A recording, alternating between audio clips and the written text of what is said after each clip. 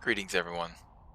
Welcome to tonight's episode session of Beyond Forgotten Realms here on the MindTour Gaming stream. If you had joined us last session or watched our video on YouTube, you may have seen quite a few things unfold for our adventurers.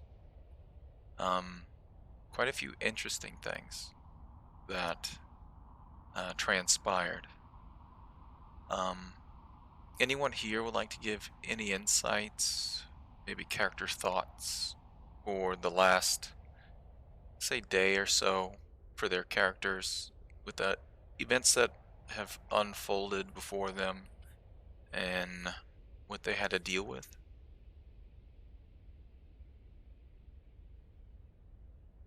Or would we Sure. rather wait until we get into the game to share thoughts and the aspects Yeah. of what's to come? I'll hold on to it for Uh, Talking dog, it was going really good until it wasn't. So did Corbin. Yes, it was going very good until it wasn't, indeed. So, gentlemen, I'll ask Kaz, Lokian, and Belkin to listen in, but stay quiet for a few moments as I take Cordell over through the last few moments in Corvin's life. So, here we go. Pain, coldness, burning were the last few things that Corvin felt as he was fighting for his life as well as his companions around him. The thoughts of should they leave without me? The thoughts of go and save yourself. Trying to push through as he fought. The burning sensation of extreme frost across his body still lingered as his spirit clung to his body, tried to fight, tried to continue on.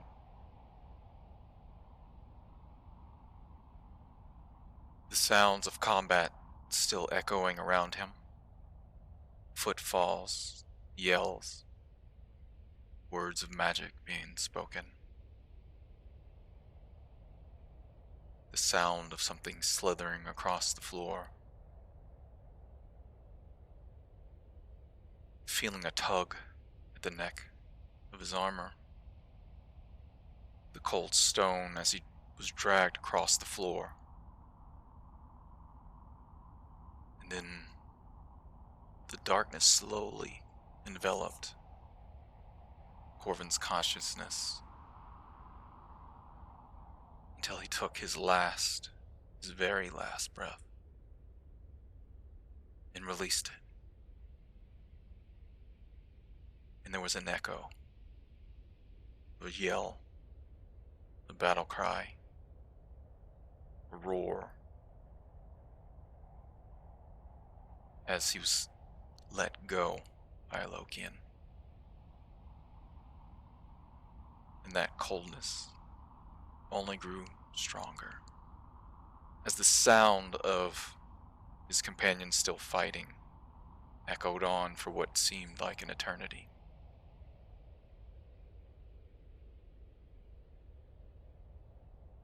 And then there was a jolt, as if Corvin was shot through a barrel of a gun. The bright light shining from a horizon that seemed like it was so far away. He felt as though he was thrusted forward through time and space, And then finally, with a hard landing, his feet meeting a harsh, black, sandy ground, dirt thrusted up around him. A hard, brisk wind as a piercing, glass-like sand blew across his face. His eyes slowly opened, and what he saw was a hillock ahead of him, covered by black sand, and all around him sharp, spire-like jagged rocks jutting from the ground. The floor, the earth, whatever it was he stood upon, was littered with bone, shards, hollow husks of corpses, and around him, very dull, glowing, wispy figures. The details almost imperceivable as the sand blew past. The sky starless. But up ahead, the hillock that seemed not too far ahead. There was a soft, gentle glow emanating from beyond it.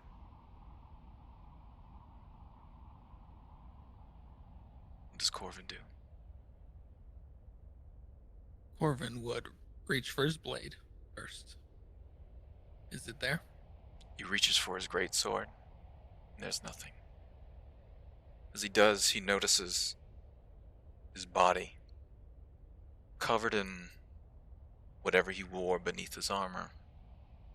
But no armor, no blade, and even so, his own body seemed somewhat translucent, gave off a gentle white glow. He will kind of grunt in frustration and... Alright. Everything's probably fine. And he's gonna start walking forward towards the hillock. The ground crunched beneath each step he took, and each step felt as though he had to force his very will to take it. It felt like whatever this place was, it began to sap him, inch by inch, moment by moment, which at times, climbing that small hillock, that ridge that was ahead, again felt like eternity. But after a time, he finally made it. The light rising up above the hill. He saw what looked like a multi-spired fortress that hung in the air, surrounded by darkness. This fortress glowed a soft, pale white, but it shined like a beacon, whatever this place was. All around the fortress was other spires of stone and jagged rock, black sand beneath it as this fortress hung in the air. You could also make out below, at the bottom of this cliff, which seemed like hundreds of feet above this chasm, was ruins of old kingdoms that had fallen, buildings crumbled, more spires of rock, stone, some ancient, some new, but all desolate, all destroyed, all fallen beneath this singular white kingdom. You could also make out jagged cliff edges that slowly winded up towards this kingdom and met at points. Unsure how far each of these cliff sides were or how far even this kingdom was. From this distance, it looked massive, but the perspective possibly be skewed.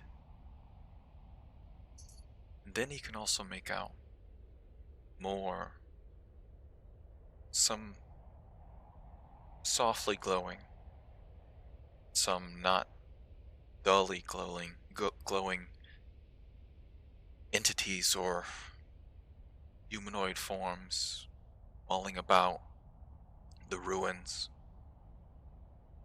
And then you can also see dark shapes, winged creatures flapping or floating across the skies as they crossed the pale, glowing city and then disappearing back into the nothingness, the darkness, the void that was beyond.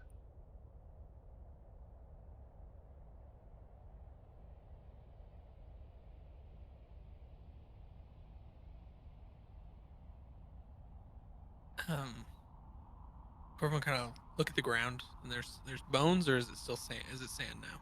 There's some bone, sand, hollow husks of humanoid corpses. Is he does he see any like femur bones or anything that could maybe make some form of weapon? Sure. He'll attempt to pick one up. He picks up a slightly longer than dagger-sized bone that had been broken at the edge that seemed sharp enough to be able to stab something. And he will kind of start making his way down the hill. But as he does, he'll say, kind of looking around, Lokian? Kind of yelling it and like saying it kind of loud. Lokian. His voice echoed in the void around him. Alright. I'm on my own. And he's gonna continue down the hill. Again, each step taking whatever strength Corvin held, whatever divine power he had, took from him. Each step, you can feel he would leave a small piece of himself behind the longer he existed here.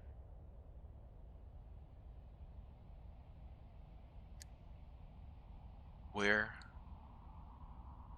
do you think Corvin would go? Probably would get closer to the white figures first. Okay. Maybe not going up to them yet, but getting close enough to maybe see what they really are. Corvin finally would get close enough, probably within 60 or so feet of one or two of these individuals. Go ahead and what is Corvin's perception? Not very high. Passive is 11. He can make out some of the details of these individuals, but much like you, they wore no armor. They were humbled upon whatever they were wearing, seeming almost rags or common clothes. But one individual that he finally got close enough to see slowly turned its head towards Corbin. Its mouth hung low as a gaping void was between its lips. A hollow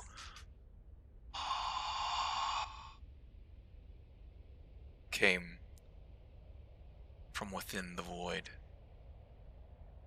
as it stared at Corvin.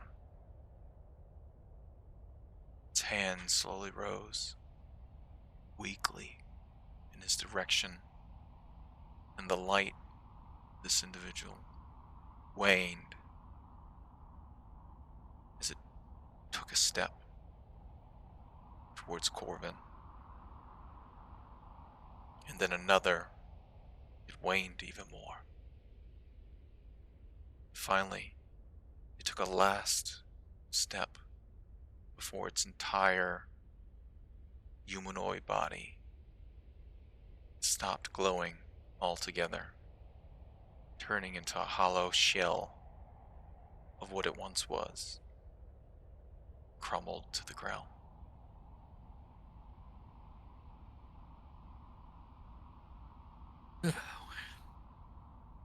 Okay.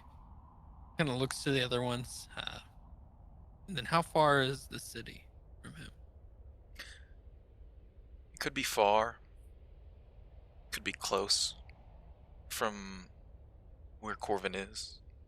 He's not quite sure. It's either a very large place that's very far away, not so large, possibly close.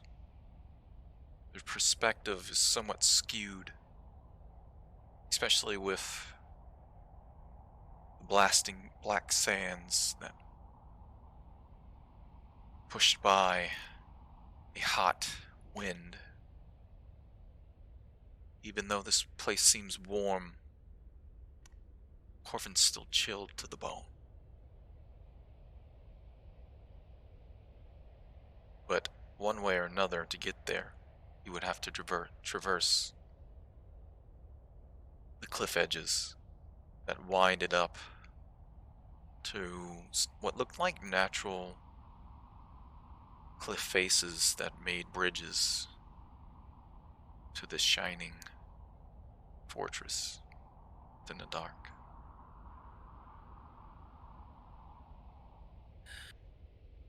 Corvin's gonna kind of take a deep breath and start heading to the city. As he does, he will say, Livshana,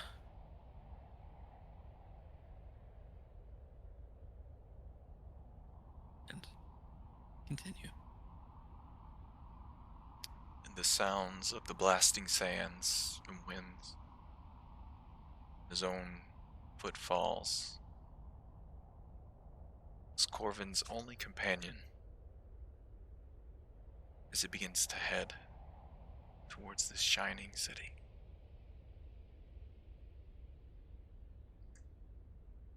And we'll go back to our friends now.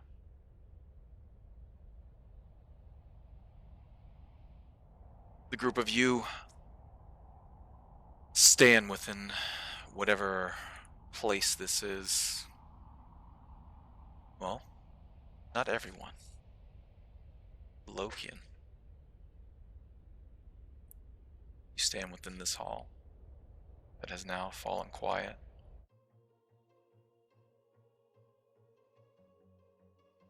You see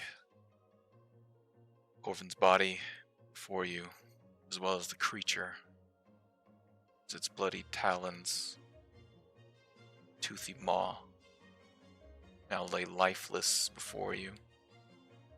Its brain exposed as you pull back your warhammer. Say your final word of magic to save Belkin's life, to finding the same fate as Corvin. You see Kaz still breathing and still alive.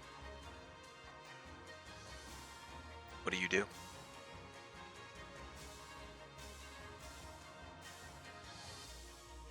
So, Lokian just kind of falls to his knees and looks at Corvin. And he's putting a hand on his chest, hoping that he finds some signs of breath, to be greeted with nothing. His chest still feels cold from the blast of ice from the white dragon that is dead, hanging from chains at the end of the hall.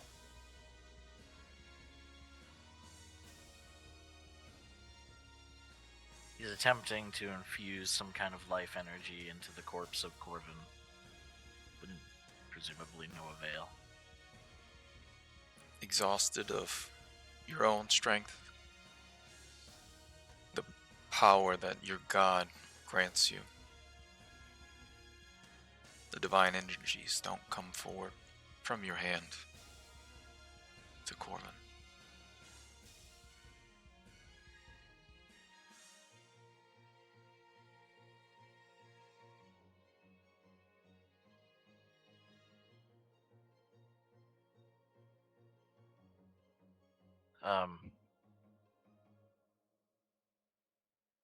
Lokian is just kneeling over this body with no energy coming out. Tears start to fall down his cheeks. You rest easy now. Your suffering is ended. I'm so sorry, my friend. I'm so sorry. And he'll just stay there for another minute or two as tears fall from his cheeks onto the corpse of Corvin. His eyes closed. Just the only thing he's thinking about is how he failed. How he felt it was his duty and his obligation to keep his friends, his companions, alive. To make sure that they did not suffer. To make sure that they did not fall. That was his God-given purpose. It's the only thing he's ever known. And he wasn't able to do it. He feels doubt. He feels regret, remorse,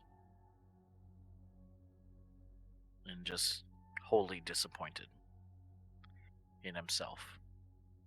And in him later. For not allowing him to have the strength to do this. All those thoughts are running through his mind as he cries above the body of Corvin.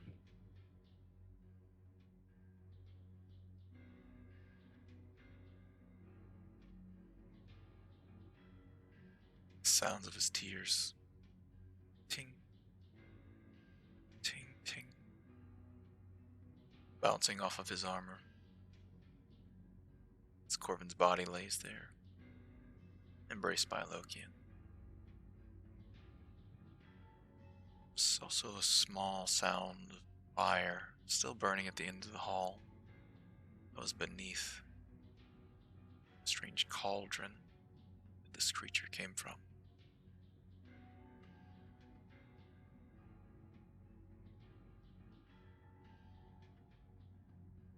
Then there was also the sounds of his companions still breathing weakly, still alive. Not all died this day, but definitely loss was had.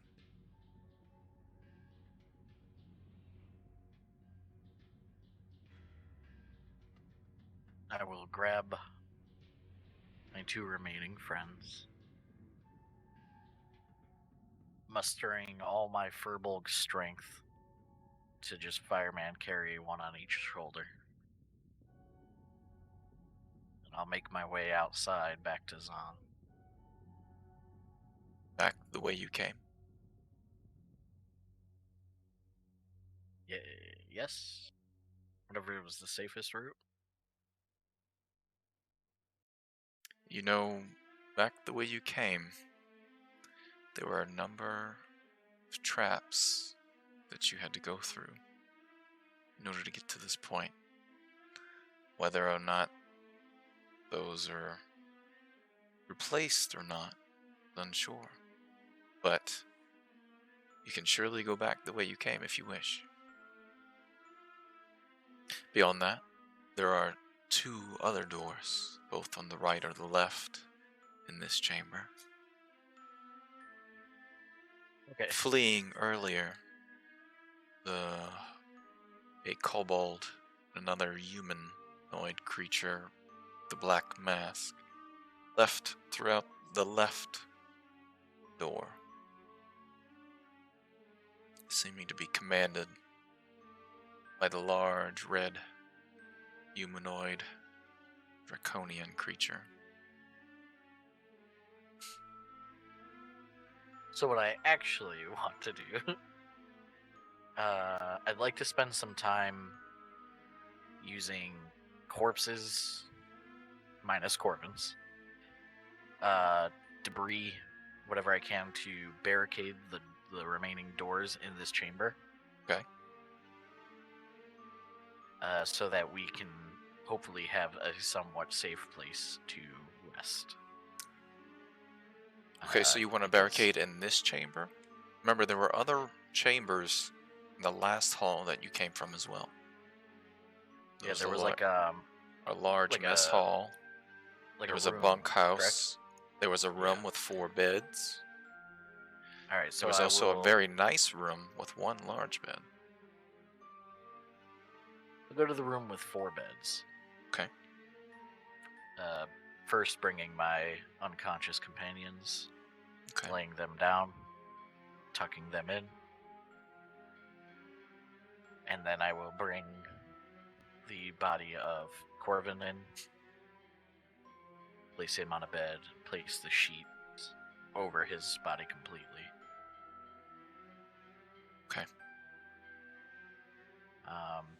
I will also bring with me the body of the half-dragon. Okay. The humanoid And dragon creature. yeah, the guy, the half-dragon guy. I won't bring him into the room. I'll bring him right outside the room and keep the door open as I examine his.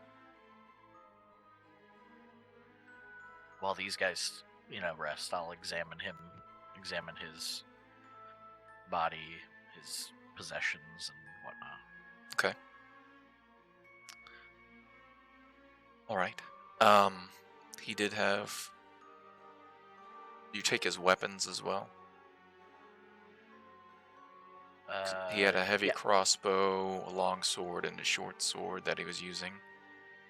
Yeah, I grabbed all of it. His body, Drag- especially the armor, feels pretty warm to the touch. Not warm enough to burn you, but it does feel warm to the touch. As you can see, it's still smoldering, almost red in some places, as if it's hot. You begin to strip him of his armor, take his weapons, and put it into the room with you. Yep. Beneath his scaly draconian form, thick red scales. At this point, some places you see open wounds and gashes, and large carved out marks where you and your companions had attacked him. A few places where some of his scales across his chest were frozen so much that they shattered. And he lays there, lifeless, as you strip him of whatever he wore. There is a small belt that he had beneath the armor. He had a potion strapped to, but the potion was already used. So other than his weapons and equipment, and the strange burning red orb that you found earlier off of his body, there was nothing else of value, it seemed. So all his possessions will come into the room with us, and I'll just kind of toss his body. I'll toss his body in a different room. Just doesn't matter which one. Just we'll say the room with the big bed. Okay. Toss his body in there. Okay. And go back to our room and use what I can to barricade the door. Alright, there's a number of desks, those large trunks as well, at the foot of each bed. So you barricade the room as best as possible, even with one of the extra beds if you wish, unless you want to use it.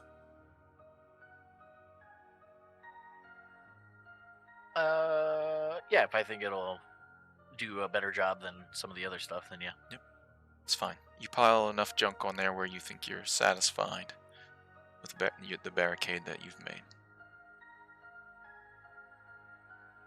I will just allow. I will attempt to rest. Yeah,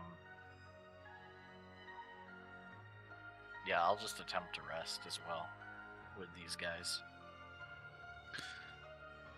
You're exhausted, but that hour feels like eternity. For finally, it passes long enough for your companions to begin to stir. Belkin and Kaz, go ahead and roll me a Constitution save, please, or a Constitution check.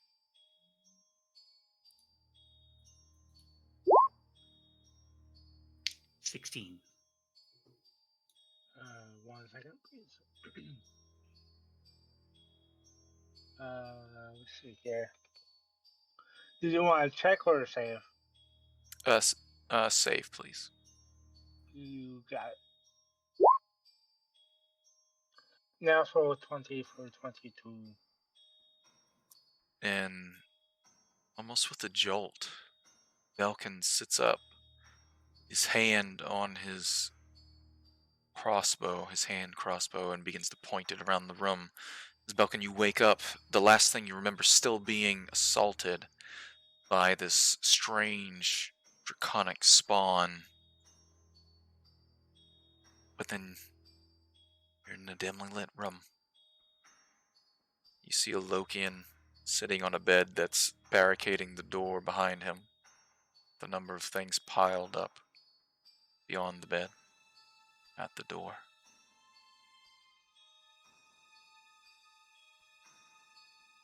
Not knowing that Corvin has passed. I'll smirk at Wokian.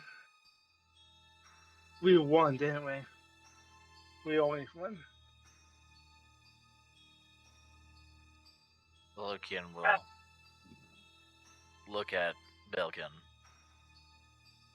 and look down at, or look over at the covered body of Corvin and just kind of put his head down, hanging his head. Belkin, your eyes follow Lokian's stare, and you can see on top of a bed, beneath a sheet, a humanoid shape, unmoving. You look over and you hear the sound of Kaz beginning to stir. Pain still racking both of your bodies. But Kaz, you also begin to wake. You all complete a short rest. except for Corvin. Damn, dude, you got love him. That was messed up. Savage.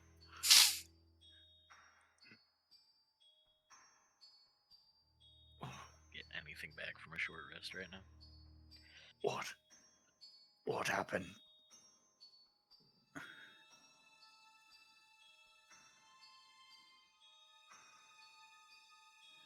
Lokin. Belkin. Corvin. What happened?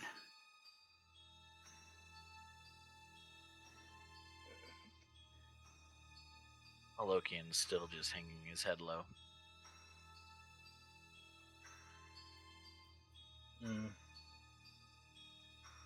I start to notice, like, looking at that body. I'll go over. I'll peel it away so I can see it. Just me. You peel away the sheet from Corvin's face.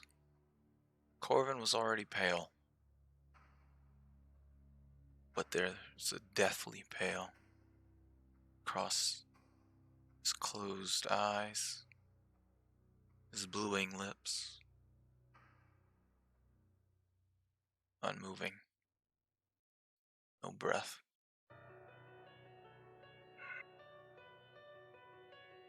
Sorry, Corbin. Sorry I stole your luck.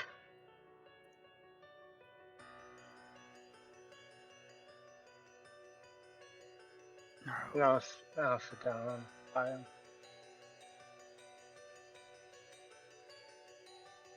No.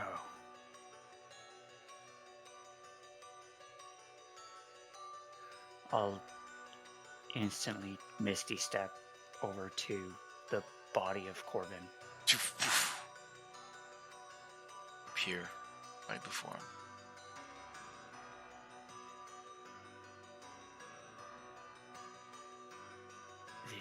This is not real. This is not real. You said we'll see.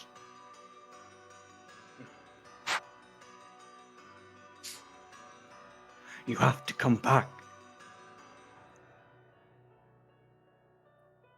It's not over yet.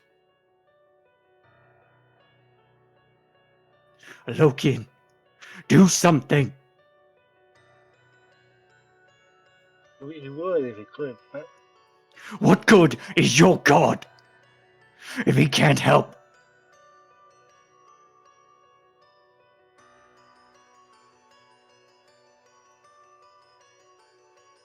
If he can't fix this.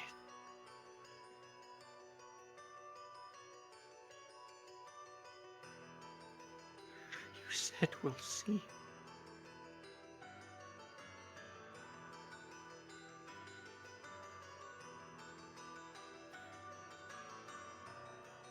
And I'll bury my head in his chest.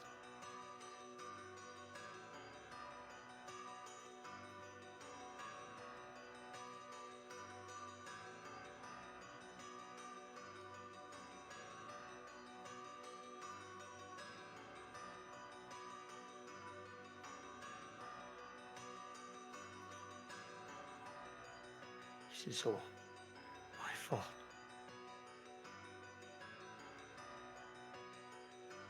I will not let you die in vain.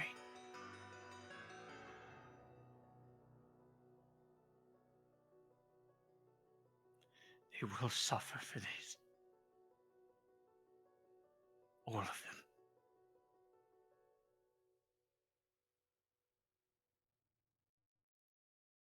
And they will suffer twice more when they meet your hands in the beyond.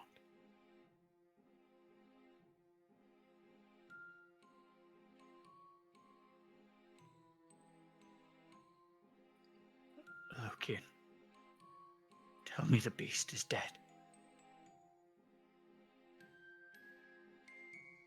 Beast is dead. I finished it. Just as all of you fell. Thank you.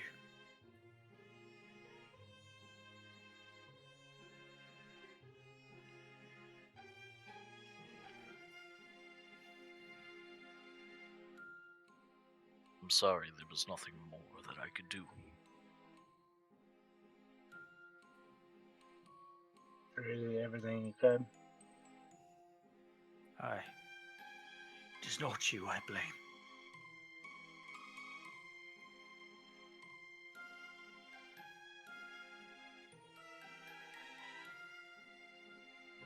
We are safe here for now. For how long, I do not know. I suggest you rest as long as we can Mm. before we trek once again. We have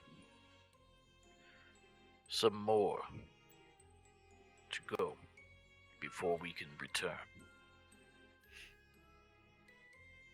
Yes. We have some hunting to do.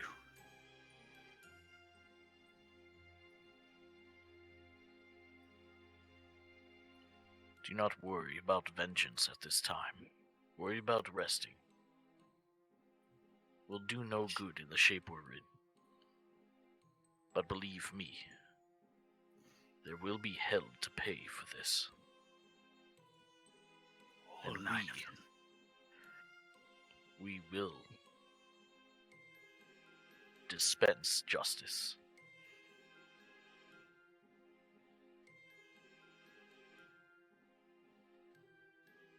Rest now.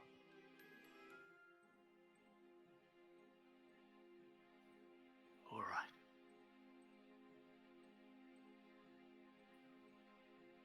Belkin, Mm. are you well? Mm. I don't know.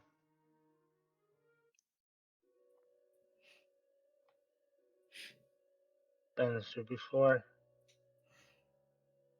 Kind of hate being the lucky one all the time.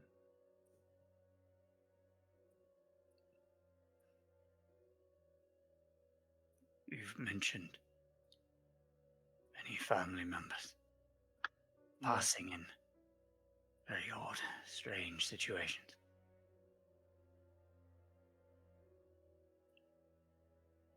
Yeah. Not every story is true. But what fun are true stories and half those.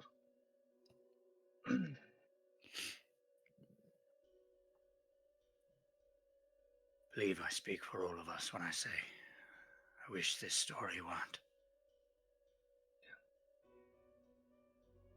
I'll make sure if I tell it, it'll be a better story than the truth. This man died a hero.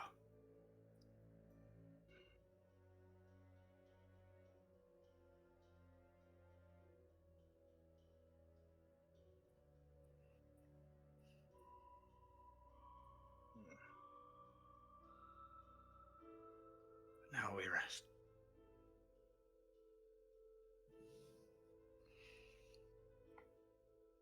And I'll head back toward the bed, and you'll see Kaz pulling his hair back and tying it into a bun, and his only available eye red with tears and just streaming.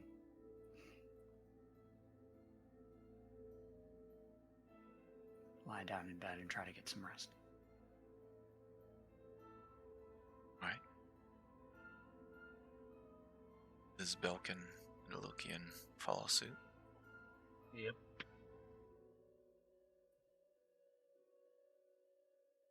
Did it seem like a Vulcan barricaded the war pretty well? Didn't it? Go ahead and make your perception check. Right.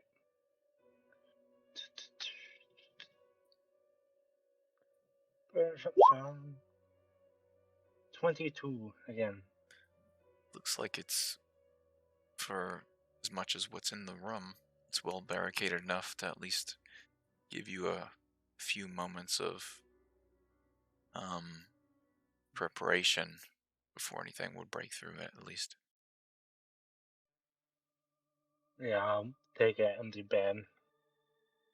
I'll Okay. try to get something else.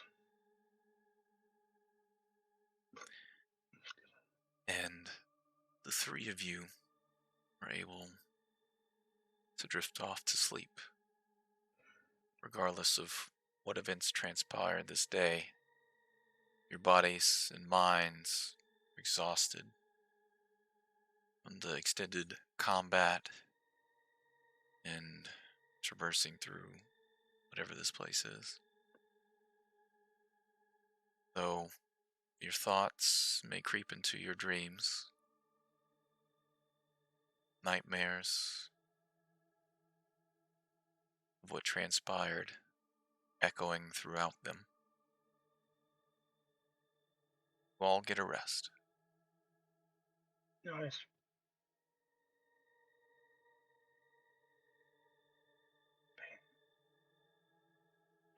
Sense of time underneath the ground passes, and you're not quite sure where it's fallen when you wake. Probably Kaz wakes first, even though you were only in a trance. You did get your rest, and your sense of time does pass, but you feel energized enough to continue, though a bit hungry.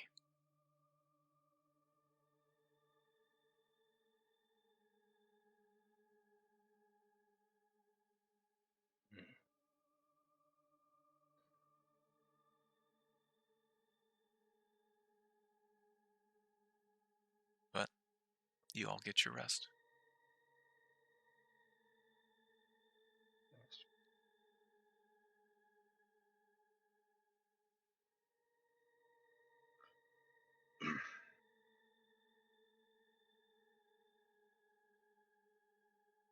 So where do we go from here?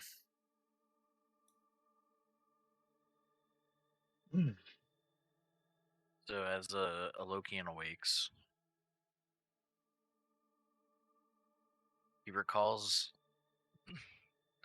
having multiple dreams, small dreams in succession, reliving the moment of Corvin's death, reliving the moment of ending the dragon spawn thing, of recalling his feelings of despair, confusion, and doubt.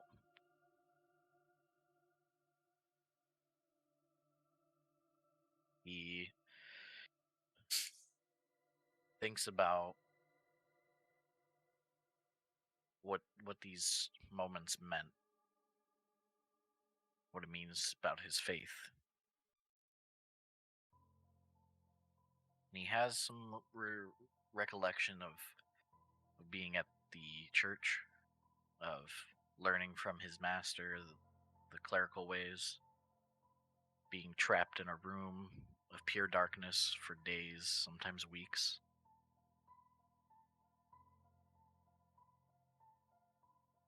And he has an inkling of questioning his purpose. What is his purpose?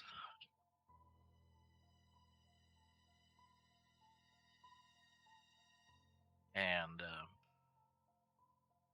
that's how that's his dream, or that's what his interpretation of it is. He He will get up. wakes in this darkened room. There's a sense of feeling, a familiar feeling. His eyes open, he can see everything, even though without the light.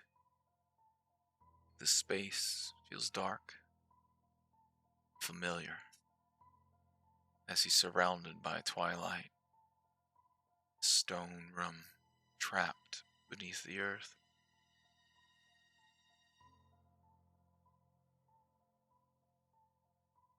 And he feels as though For a moment, when he first wakes, he's back at the church. Back in his training room.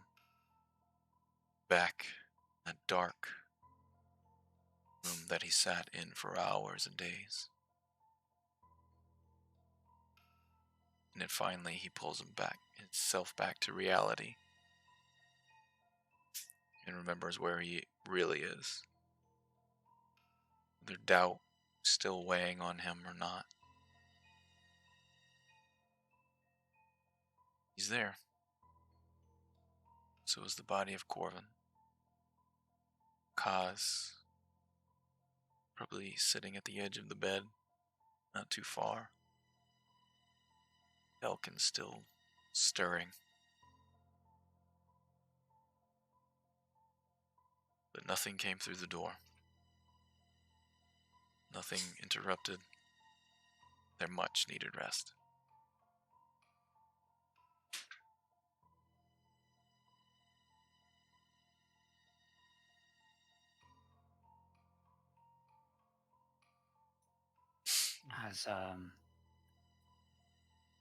As I come to in the morning,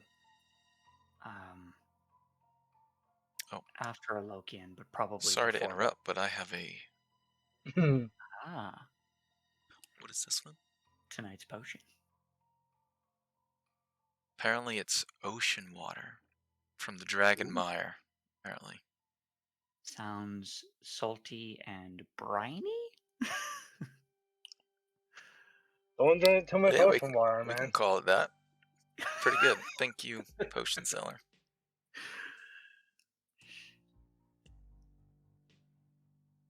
Alright, sorry, continue. As I come to in the morning after Alokian, but definitely before Belkin, likely have been racked with dreams and replaying the same final moment before I fell over and over.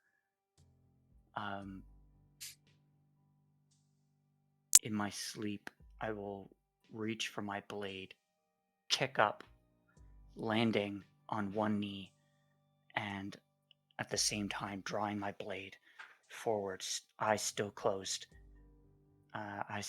before it opens.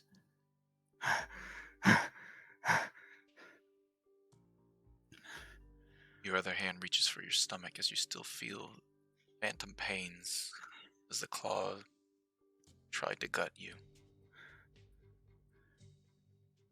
Sheath the blade.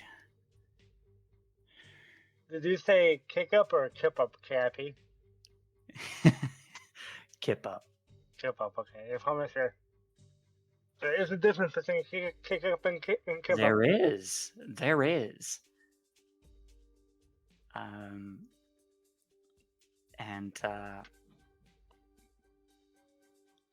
Normally, first thing in the morning, when Cause awakes, if his hair is up or not, he'll cast Minor Illusion to make his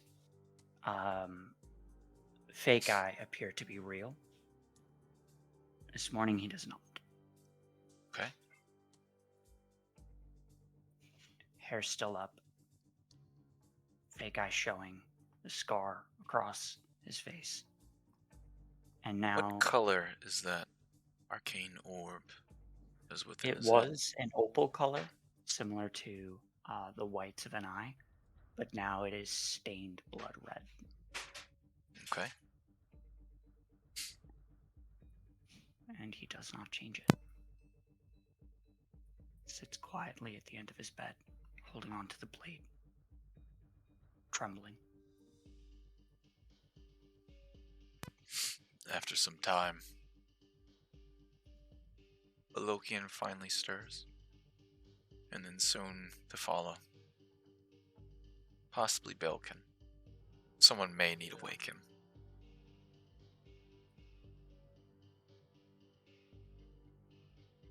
But you all finish your long rest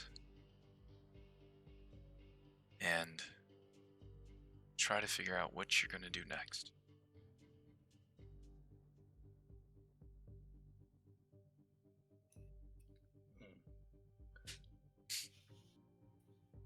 see that Kaz is in a poor emotional state. I'll go over to him. Okay. How are you holding up, buddy?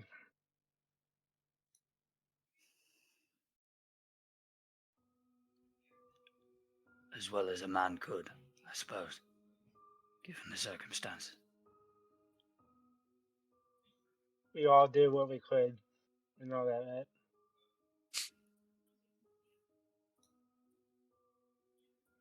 We could do no better. Oh, I assure you. Given my time on this plane, I could have done so much more.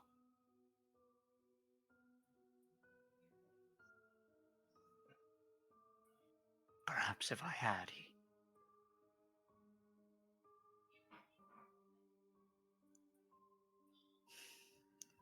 What shall we do next?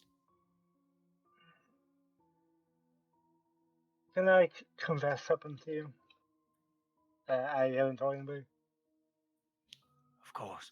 All those stories that I tell, the true ones, almost all of them, I witnessed firsthand. I come out without scraps, unscathed. Well, you heard the other half of the stories. Aye, for sure. Sometimes luck, or whatever it is, can be a curse. Sometimes you get sick of it, sick of seeing it. But I believe you gotta press on. Roll the dice again. Not walk away from the table until we're escorted, booted, kicking and screaming, with a beer in our hand and coins in the other.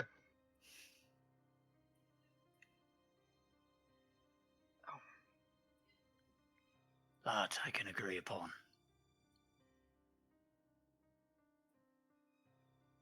Place Let's my press hand on. on Falcon's shoulder. Thank you, my friend. You got it, buddy.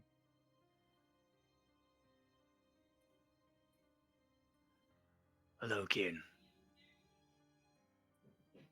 What say you? What shall we do now? We do gotta inform Kaz on the, or Zan, sorry. Aye, Communities. we should head back. We finish what we started. It's what Corvin would have wanted. Then let us hunt. If you think Yeah. that's first. There'll be time to return when the job is done. Not a moment sooner. Good. Are you on board for that, Bilkin? Worse. We roll the dice again.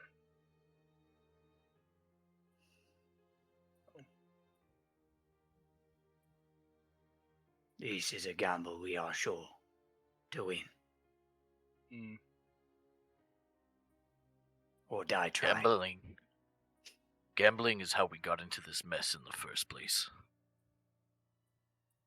Gambling is how we're going to finish it, and when we are done, there will be no more gambling. We only do things that we are sure of. Because when we are unsure, and when we gamble with our lives, we end up losing them.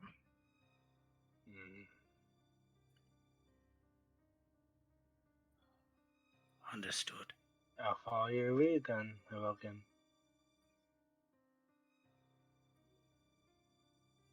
We will fight as a unit together. We are brothers. Brothers indeed. Let's finish this then.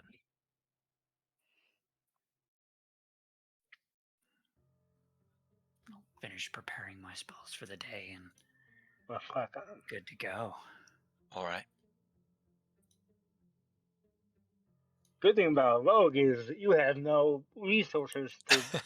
Allocate. Yeah. Just need to count your blades.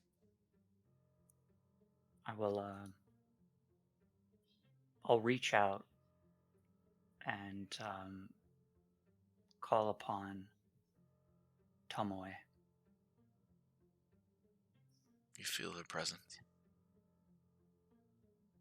She flutters over to the side of Corvin's body and sort of ruffles her feathers next to him. Places her forehead down. And then appears on my shoulder again. Okay.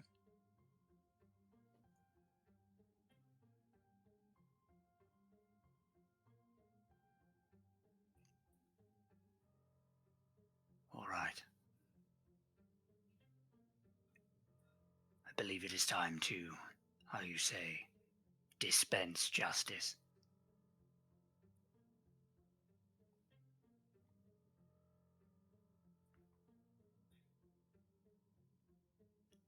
During the battle, I noticed a couple of figures heading out an alternative door. Mm. The half-breed referred to one of them as the Tinkerer.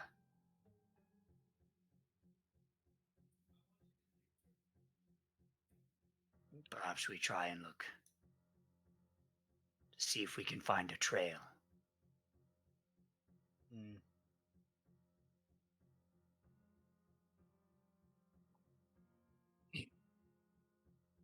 Alokian will move over to Corvin's body, put a hand on the draped over sheet. We will return for you.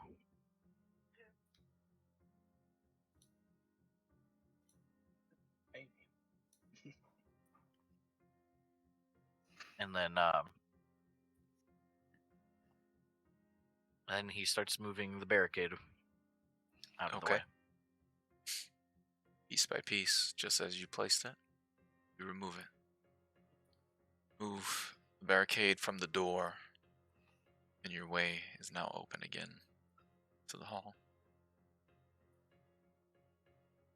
As I exit the room, I'll look back briefly, sort of like an off glance toward Corvin and say, I am so sorry. And then continue forward. Okay. Where do you go? Back the way you came, or deeper into the hall in the direction of where those two individuals fled? Yeah, we're going in the direction of the two people that fled Okay. during our fight. You return to the large hall, the circular pillars, and multiple levels inside. There's a bit of a... Go ahead. Do we pass through the room where we had the battle with the dragon spawn? That's where you're heading currently. Okay. When you enter that room, you begin to get close to the doorway. There's a slight stench of blood and iron permeating in the air. The fire that was beneath the cauldron long had died since you left this place. But the corpses still lay where you slayed them.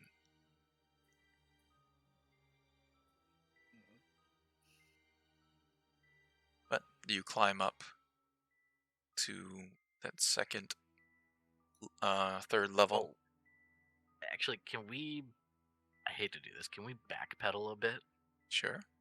Before we left the room, would I have been?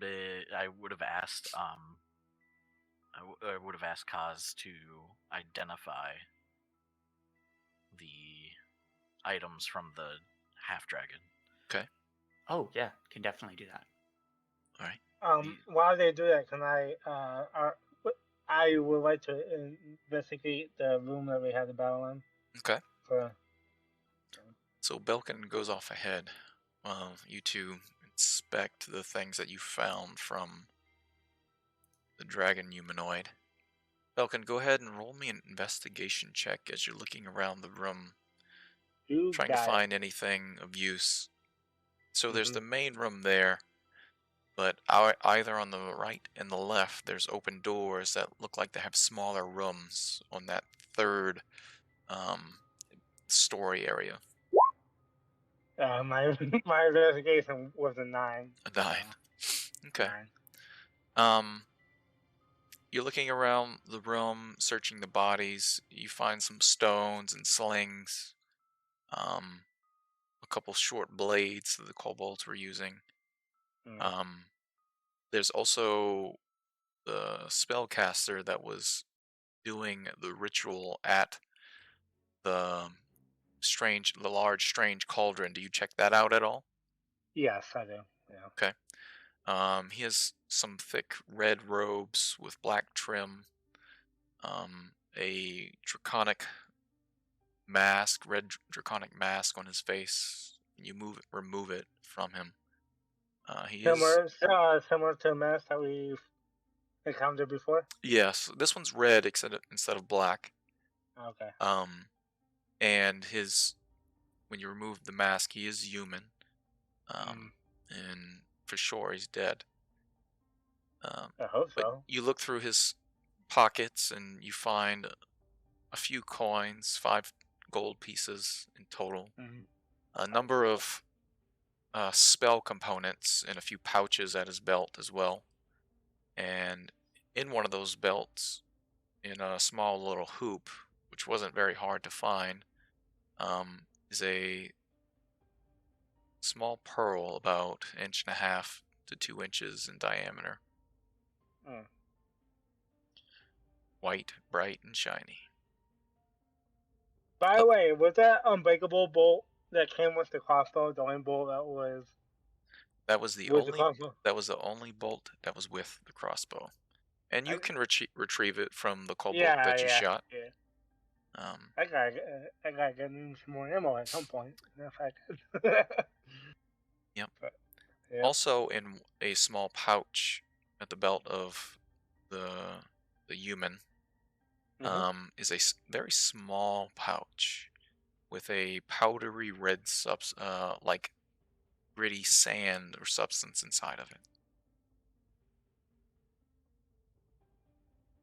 Okay. And other than that, in this main chamber, that's all you find. Alokian had already dragged the dragon humanoid back towards where you rested. Stripped him already. But there's also the room on the right and the left side. The left being where the 2 individuals fled.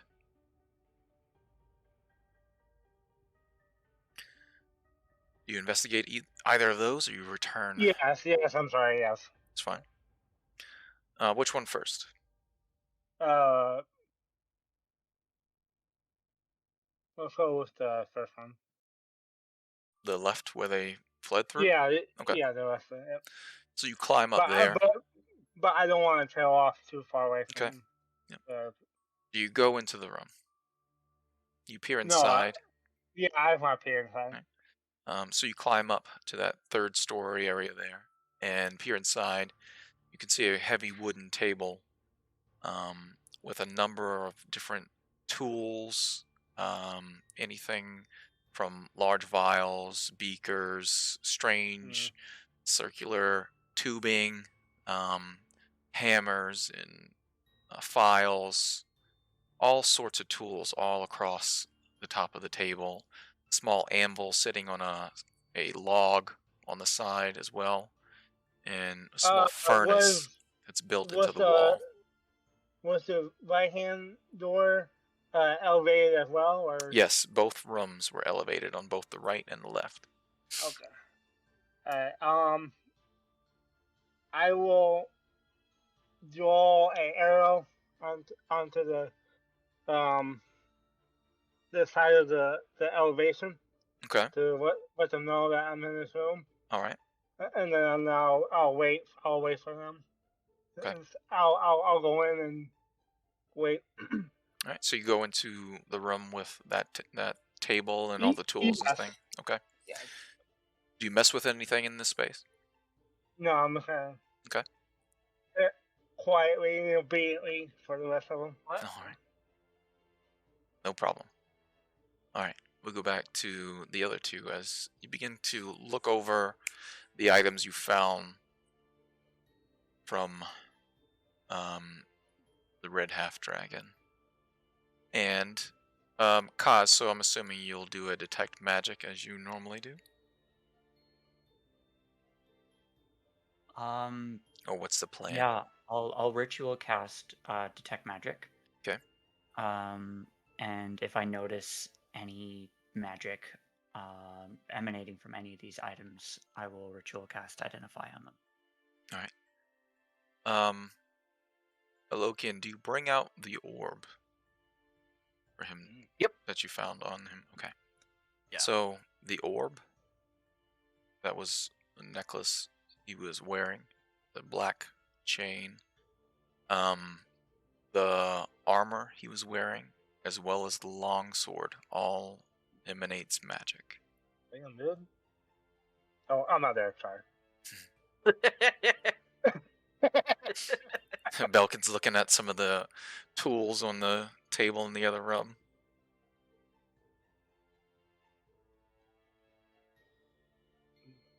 But yes, those three things emanate magic.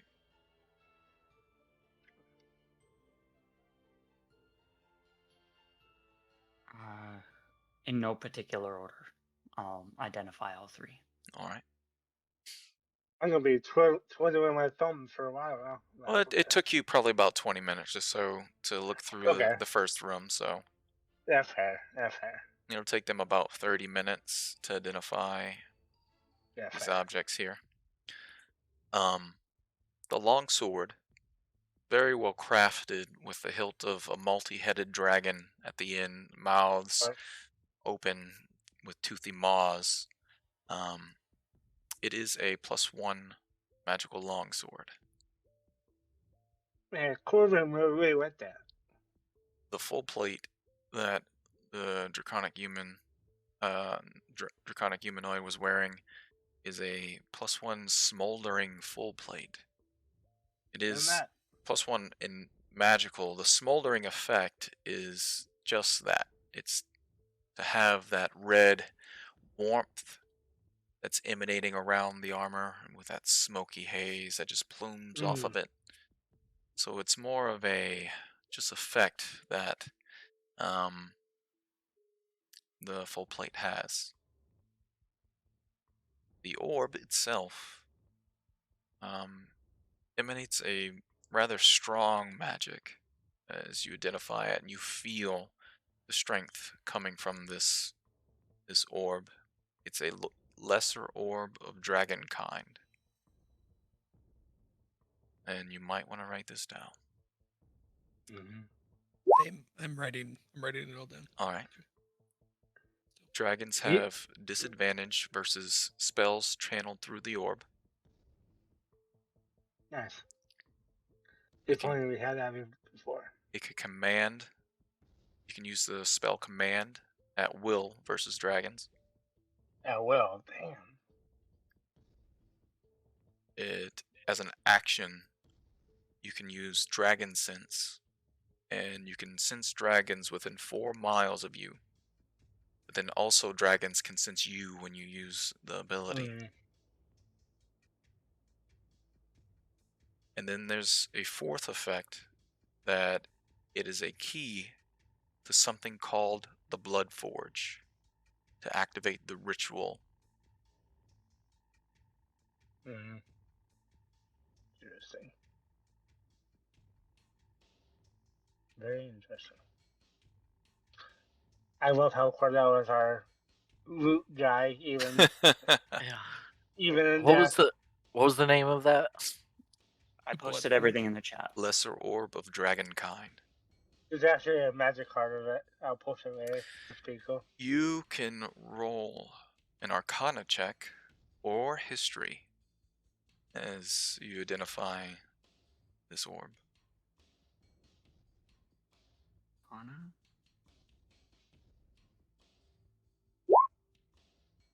14. Okay.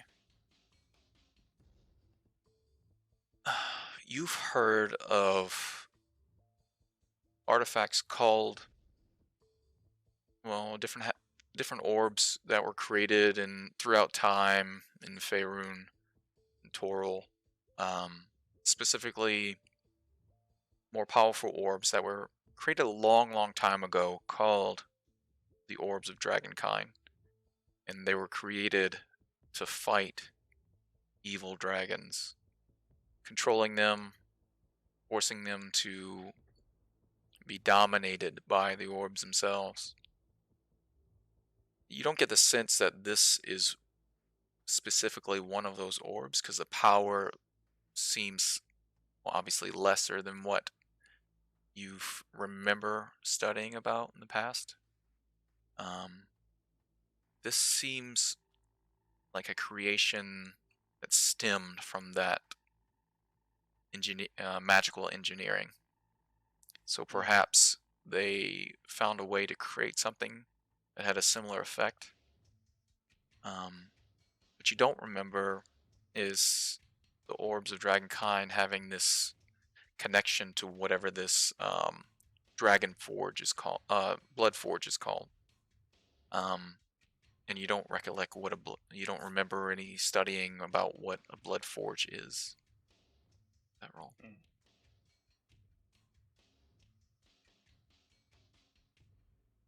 From my assumptions, a little bit of knowledge of arcane histories with respect to orbs of dragonkind. I suspect this item may have been created for the particular usage we witnessed yesterday. Oh, it does have some additional benefits, as mentioned.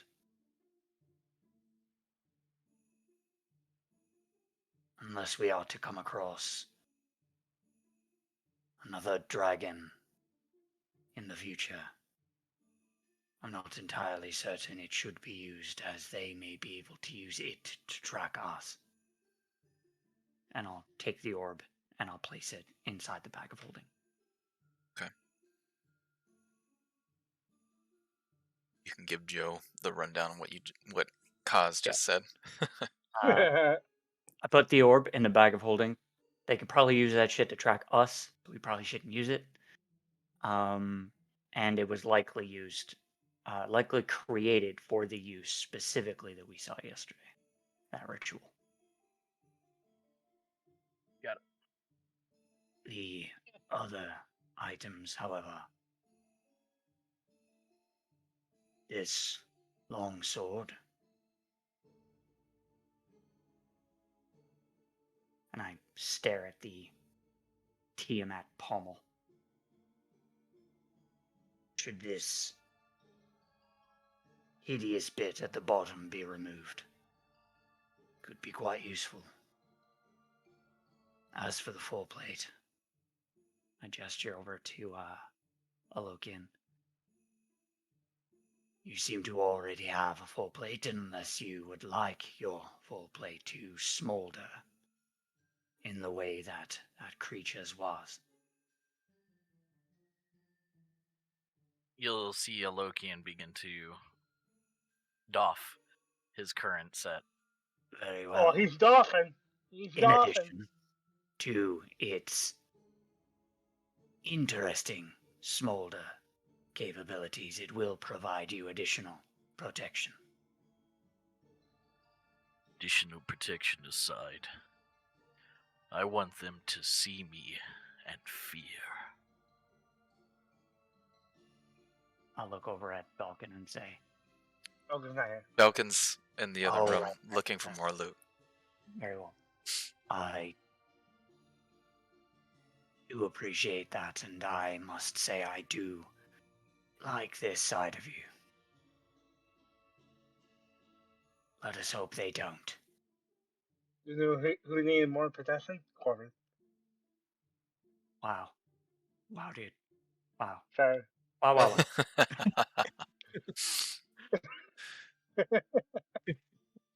So you study the magical items for some time, and I'm assuming try to catch up with Belkin. Hello, Kane. Did you want the +1 longsword? I have it in my inventory. Will it fit in the bag of holding? Likely there's still room in there. Yeah, you guys didn't put all those mundane weapons and armor left in there, all of so that there's behind. room for that. Yes, We did put the armor in there, but we didn't put the weapons. the armor is The- in there. Yeah. Okay. The We put the armor, the chainmail. other full plate armor? No, there was No. leather and chain.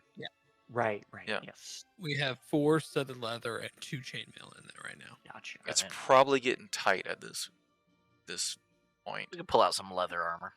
You could swap Yeah. it. That's fine. Yeah. Okay, So so we're that- taking out a set of leather armor. Sure. Cause that stuff about armor ain't small. Can't fit a small dude.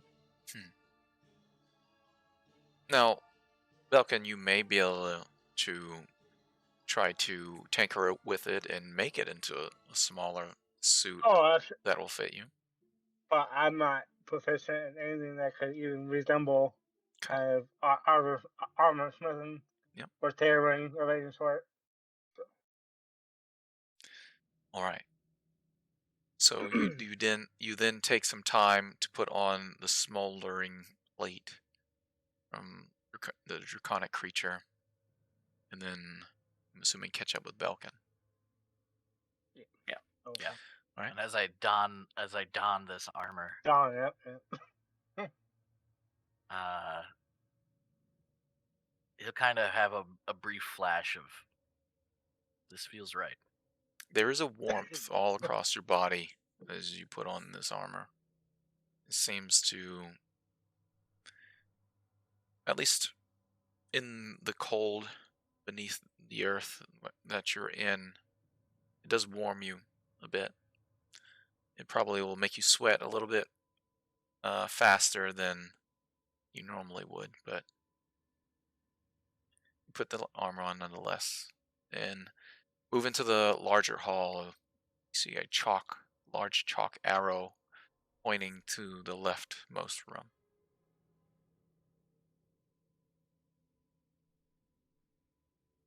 Left it is, I suppose. And if Catch up with nothing else with this room, you'll catch up with Belkin as you Mhm. walk to the doorway there.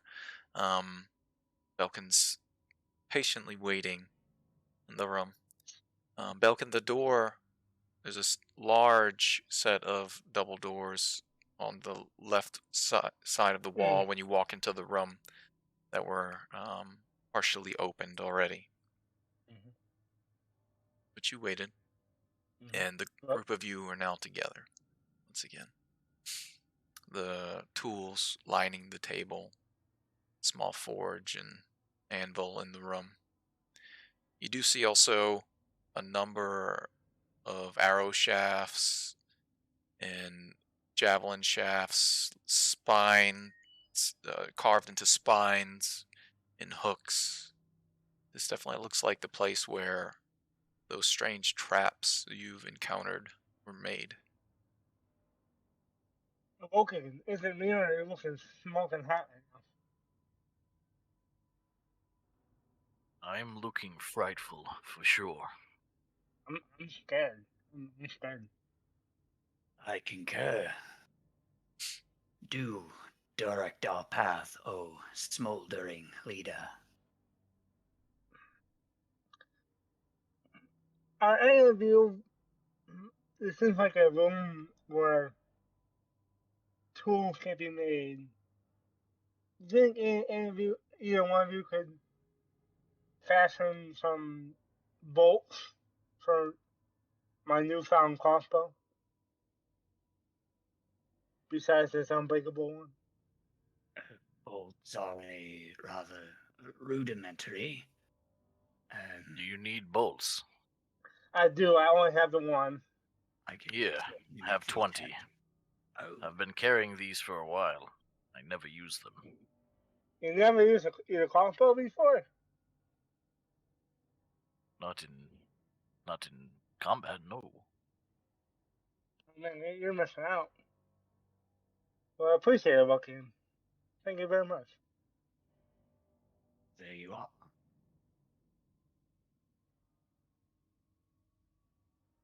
Does that mean that you never used that crossbow that you have here? No. I wish I knew that before, too. I would have been using that. Do you need one? Not anymore. I got this hand crossbow. It's cool. Look at it. You Would know? you like a light crossbow? It's a bit Mm. heftier. Might do you some good. I'm not going to use it. You know what? I'll take it off of here for now. And I'll see if I like it more than my hand crossbow. If you don't like it, toss it by the wayside. Just toss it. Just toss or sell it. That I can do. Either one. Matters Oh. not to me. Or gamble it, or barter it, or... We are not gambling it. Right. Yes. I'll make a face because I'm gambling this. Okay.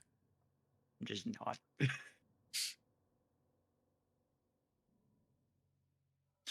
All right. So you trade some bolts and prepare for Yes. whatever's next. The Awesome. door's still cracked open and looks like it leads into a 10-foot wide hall that goes down a ways.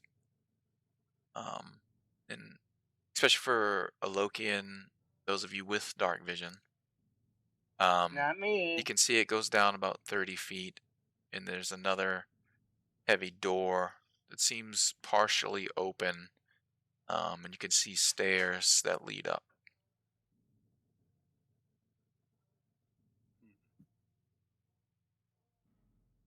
Well, it does appear that they ventured forth this way.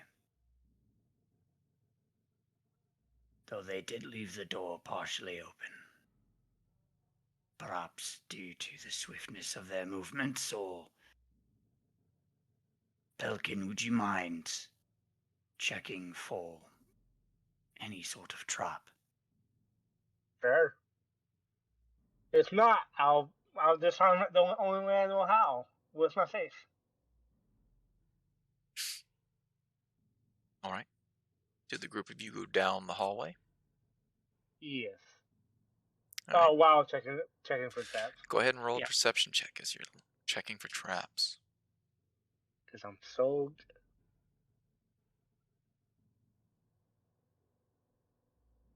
10. All right. As you move down the hallway, you don't find any traps, neither do you set any off. I'll take it. But you get to the end of the hall. The door is cracked, partially ajar. Oh. The heavy wooden, iron-bound door open, unlocked. The stairs leading up. It looks like it leads up about 15 feet, maybe 20 feet or so. And there's another heavy door after a small bit of floor there. Thank you so much. I'll wait at the first doorway, and I'll motion for them to. Especially in this darkened chamber, Belkin, it's hard for you to see and look for any traps or anything. Do you light a torch or anything like that? Yes, yeah. I was just gonna say that I'll pull out a torch. Okay. And I'll light it. I'll light it for him. Okay, he pulls out the torch as you're looking for your flint. He's already has the torch There. lit. There. Yep. I But do. you stand at the stairwell leading up. Discourse been lagging. Sorry. It's fine. We understand technology. Or do we? I, I was about to say, or do we? But, yep. You see Falcon's frozen. The great face. Perfect. That's his face as the group of you begin to ascend.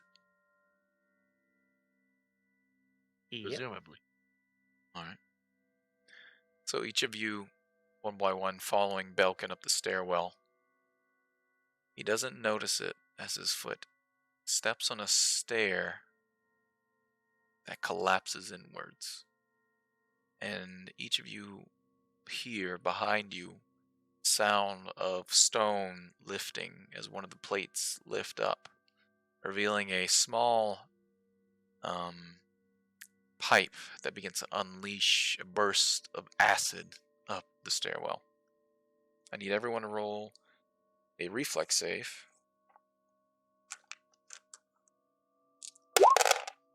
Would that be an acid reflex save? You're funny. You fail automatically. Probably 14. Okay. I can't. Oh, 6. All right. For now, I'll roll for Belkin unless he wishes to re-roll. Back. Thank you, everyone, for sitting tight through technical difficulty. You real? Sorry. That's my fault. Well, Oh, not good. really, but it is on my end. Internet is great. It works. It is. Exactly. So, Belkin slowly steps up the stairs, looking for traps along the way. Down the hall, up the stairs. Unfortunately, his foot finds the next step ahead of him give way. Behind him, the sliding sound of stone as one of the stone pieces on the floor rises up, revealing a small pipe that begins to burst acid up the stairwell. Oh, man. Each of you trying to duck and dodge out of the way of spray of acid. I believe everyone but Alokian passed. Alokian, you're going to take 15 points of acid damage. And everyone else takes 7 points of acid damage. So acid sprays down the hall, the stairwell, and begins to just burn, eat away at some of your clothing. Stench of hair beginning to burn away some of your flesh.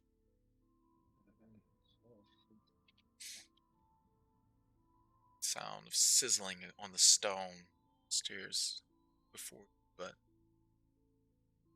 continue. Sorry, guys. These kobolds love their traps. That was painful. Could you possibly be a little more weary as we move forward? I'll try. I want to see you guys think you could be more wary than I. I have an idea. Okay. Tomoe, would you mind scout ahead for us? Would you? I'll place my hand on Belkin's shoulder. Okay. Hold here a moment. And I'll look through Tomoe's eyes and scout ahead the next 100 feet. Okay.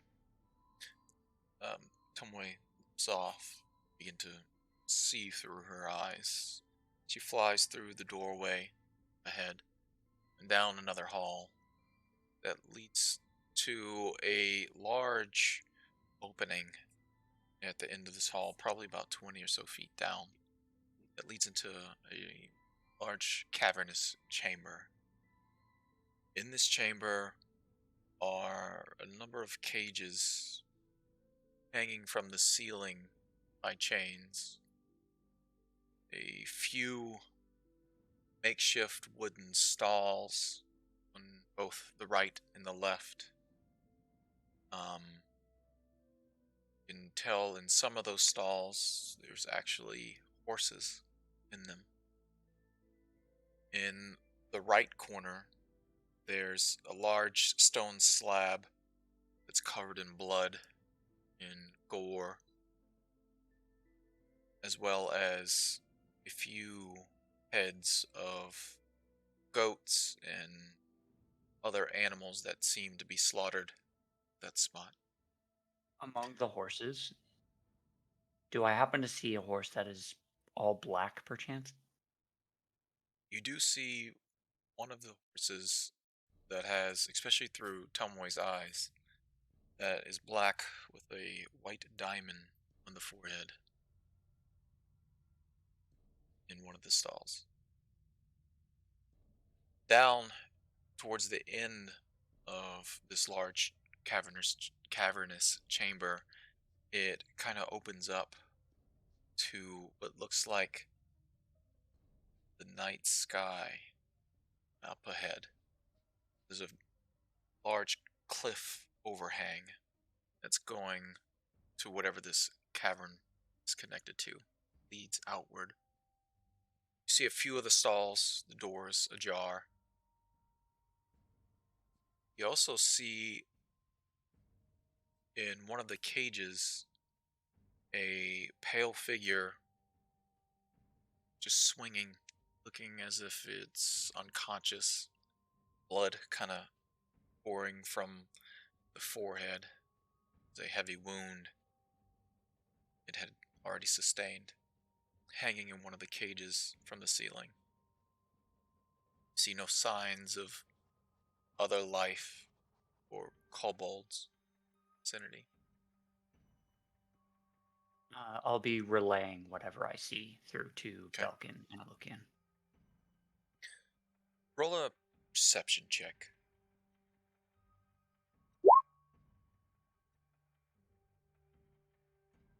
For Tomoe, that's 17.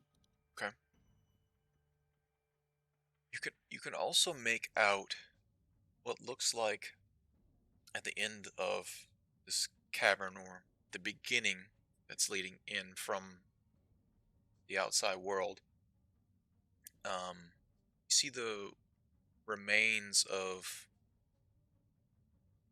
caravans, wagons, multiple wheels torn off the side of wagons, stripped from the frames of what were once wagons, but now have begun the process of being dismantled.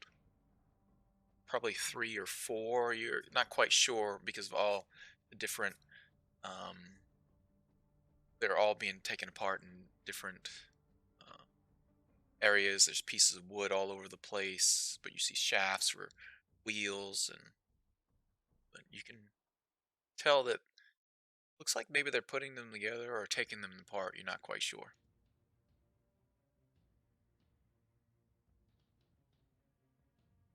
Tomoe circles the cavern.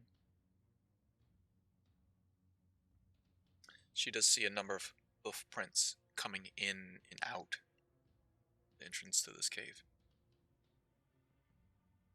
All right. Believe I have found our way forward. I'm not entirely certain if that figure in the cage is still alive. But we should check.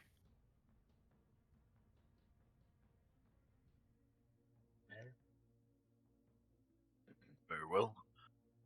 We'll go that way. Belkin, you lead. Mm-hmm. Be on the lookout for any more traps. I can't afford to take too much more. Same here. I will travel ahead with you, Belkin, and assist. Okay. I appreciate the assistance.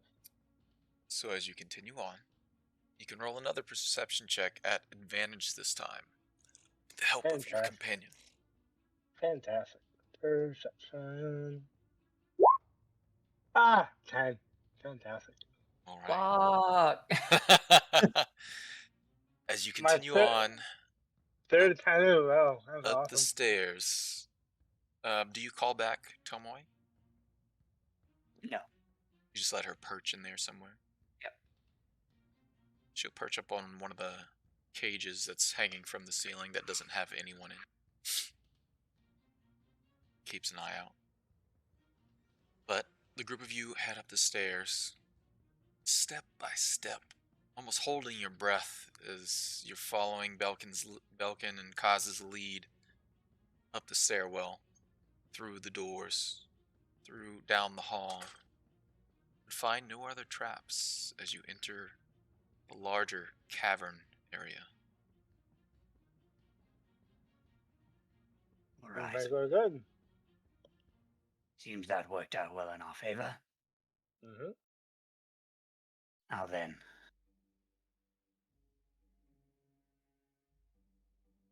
I'll look around for the cage with the There's a pale total of bread. 6 cages hanging from the ceiling. This individual is in one of them on the right side, the center cage. Each of the cages has a crank that's connected to a chain on the wall on either side. So 3 cranks on the right, 3 on the left. And this is the room with the dismantled wagons. At the end of the cave, the other side of the stalls where the horses are being held, or the animals, there's a number of boards and broken apart wagons, wheels, and that sort of thing there. I would like to make an investigation check for any clues or loot. Okay. Either. Belkin immediately begins to go down to the end of the cavern, begin to check out the wagons. I'll go see what I'll go see what's going on over here. You go you see if you can find the right cage. All right. Investigation is 19. Hmm. And what are the other 2 doing as he's doing that? Hunting for the appropriate crank for the chain. Okay. It's easy enough to follow the chain that's connected to the cage hanging from the ceiling. You begin to lower him. Yeah. Right. Cage slowly meets the earth finally. The individual stirring slightly as blood still slowly pouring from wound on his forehead. See a number of gash marks in his clothing that he's wearing. It's alive. It looks like, especially with your medical training, Alokian, looks like he was hit in the head with a stone, stabbed a couple times. Ooh. He's definitely wounded, but alive. Currently unconscious.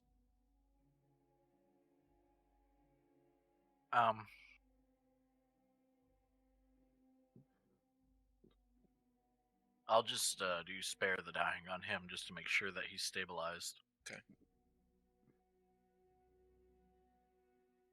Do we have any idea who this is? No one. None of you recognize him. I'm afraid not. Belkin, you're going through investigating the wagons. Mm-hmm. You don't find any loot per se, but as you're looking around through the wagons, you do find on one of the, what looks like one of the larger wagons, it was probably a 4-wheeled caravan that's been dismantled. On the frame, there's a maker's mark that has the Cormyrean purple dragon embedded into the wood there. Interesting. And looks like the wagon was dismantled, like taken and As you're looking through it, dismantled. it was dismantled. They were not assembling wagons here. They were taking them apart. Okay, I'll go over and rejoin. Okay. Take it. Cordell,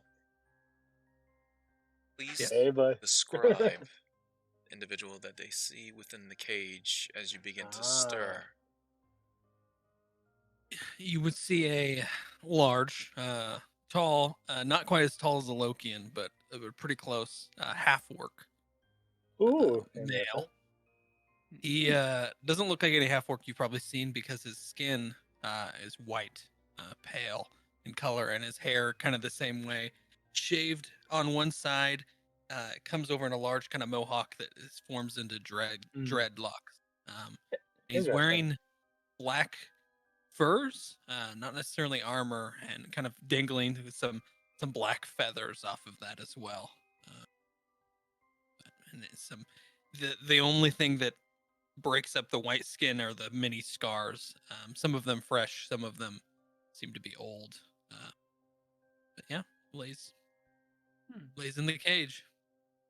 And as he wakes, opening his eyes from the last encounter that he was in, as he traveled with a small wagon heading east along the way of the Manticore, or being interrupted by an ambush, he now wakes before these three individuals standing around the cage, looking inward. After a jolt of divine magic courses through his body. Yeah, he would like immediately stand up, probably grab the cage, look at you guys. We are not here to harm you. Was it kobolds that attacked us? Yes. With masked humanoids. He'll kind of look him up and down. Where are the lizards? They are dead.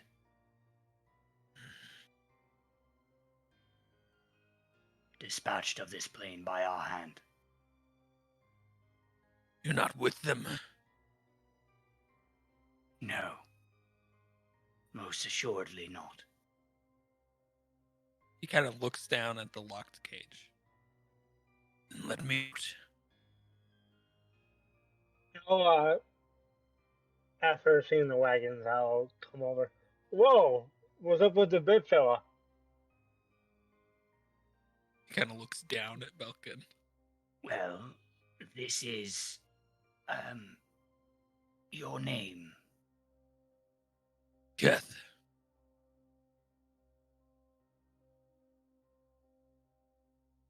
Yeah, Keth. I was just explaining to him that we are not with the kobolds who are likely responsible for his predicament. You want out of there, Kath? Yes, I do. You're not gonna bake me a two if I let you out, are you? Not unless you give me a reason. I could give you several, but I won't. I'll use my lockpick to try to open up the cage. Alright. Go ahead and roll Thieves' Tools check. Yeah.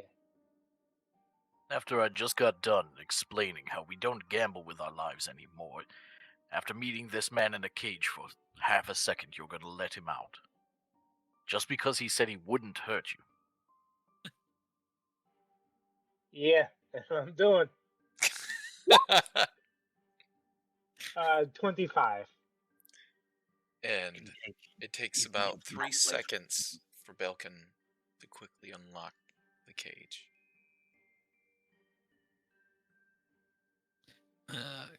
Keth would immediately kind of step out and just kind of stretch. Yeah, the cage was a bit confining for you, Keth.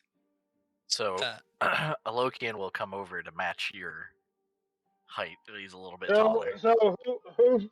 who's taller out of the two of you? Lokian said you're 8'8", 7 right? and a half. Okay, so I'm a little bit.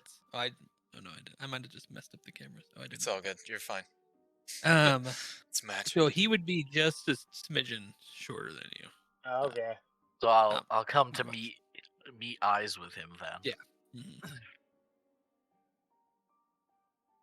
You're a big one. I could be your salvation, or I could be your end. This is You will choose this. This is a lot of biomass, and a little amount of space. I don't like it.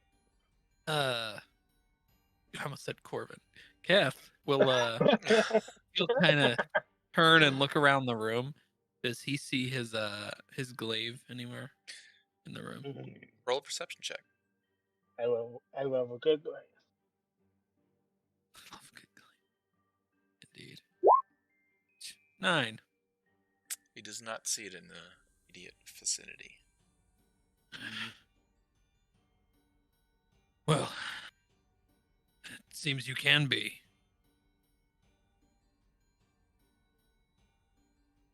Anything make else this- to say? I'll make this perfectly clear now. You will join us if you wish. I will make sure that you stay alive. If you decide to cross us, it'll be over for you quicker than you will realize. He'll kind of smile. These large kind of tusks sticking up. Oh yeah, he has bottom tusk. He has a nice. Still thinking that he knows what a Vulcan is about. I'm saying, come on, Vulcan. He was suffering inside a cave for God knows how long. Perhaps he deserved it. Where are the little lizards? We're on our way to find them now, to finish what we've started when we came down here. Will you join us? If it means I get to kill the little lizards. But I need a weapon. I had a weapon, and he's gonna start rummaging through some of the things, like walk away from Loki and start rummaging through. Okay. Wait a minute. Before What you what, look... what they look like, and I'll go over and I'll start help them. Okay. I'll follow them, and I'll be like, just a moment, if you would. Yes. We will help you search for your weapon, and we'll continue on our fight. But first, we all need to patch up our wounds. And I'll cast Prayer of Healing. Okay. Nice. All right. Fair. Uh, so 15. We all heal 15. Beautiful. Way more than needed, but I'll take it. That is Exactly what I enough needed. Oh, was it? Oh, to okay. heal everyone's wounds. Oh yeah. A Vulcan got hit by full acid, full on acid. I drank the acid. Oh, that's funny. I thought it was Surge Cola. Mountain Dew. Voltage. So, the green divine energy emanates from Alokian. Everyone in that area. The energy is absorbed in the areas of your wounds in pink. Flesh slowly closes over, scarring where your wounds once were. Nice. And you can go ahead and roll an investigation check at advantage as everyone begins to search Keth's weapon. Okay. Wait, am I rolling the investigation? Oh, Whoever wants to roll it. I'm proficient, so I'll give it a shot. There you 16. I am not, so pass. All right. You find a couple things in this area, especially by the large stones that has all the blood and gore and the heads of the different livestock and horses. You find a few hatchets, cleavers, carving knives, and skinning knives, as well as a large, looks like a spear or with a large curved blade at the end of it. Glaive to be precise. and Belkin's picking up this large weapon off of one of the tables. I start dragging it behind me. I think That's I found it. it. That's it. And he's gonna run over. He's gonna take it. Yeah. Okay. Kind of spin it around. So it's kind of this black steel glaive that he has, and you would, if anybody with a high enough perception would probably see that his name is carved into the In common or Orcish? in common. Okay, maybe. Oh. Intricately carved, or like No, you found a sharp enough rock one day and you're like, it's mine. it doesn't. No, it doesn't look like. It doesn't look like he did. Like, it doesn't look like it's scratched in. It looks like it's carved in. Like, not Oh, intricate, not like calligraphy, but engraved, like, kinda. yeah, but like okay. done in nice letters. 15? Yeah, probably. Probably. I noticed it. Yeah. Perfect. All right, Calf. let's find the lizards. I went to try and go get him attitude. What was your any kind of? We'll look at the little the hobbit. What was your name? Falcon? Falcon. Yeah. And then he'll look to you two. And yours? My name is Kazuha. The phone Kaz. Kaz. You may call me Kaz. Kazuda. Got it. Good job, buddy. Good job. And I am a Lokian. Dokian. Got it. Yeah. All right. Good job. Good job. Here we go Where? again. Where are the lizards? Good question, actually. Thoughts? Presumably they exited the cave. Mhm. This was their last known direction. True. And after, I assume, taking you down and putting you in a cage, they left.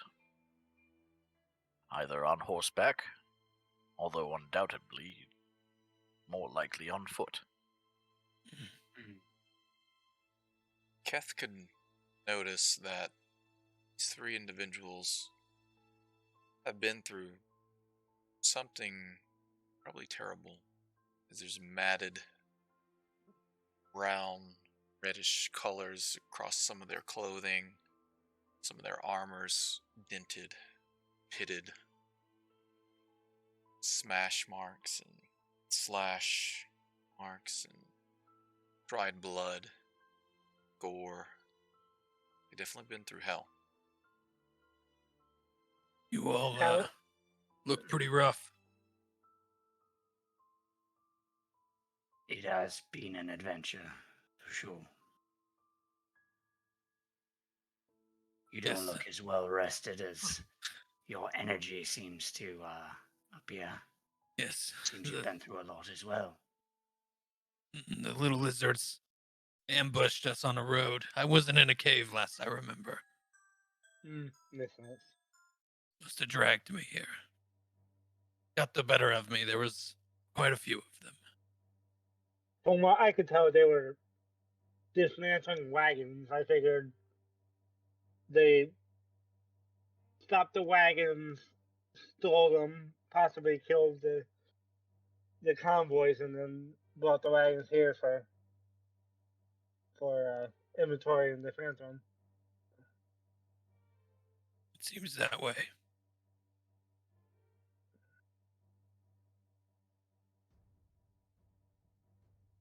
So, what's the plan? Savior, and I'll kind of look to Olokian. Here we go again.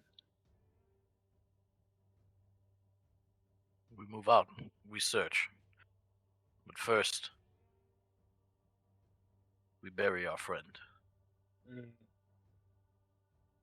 If this is a way out, perhaps there's a way back around to Zan. We give him the proper burial he deserves, and then we finish our mission. I agree.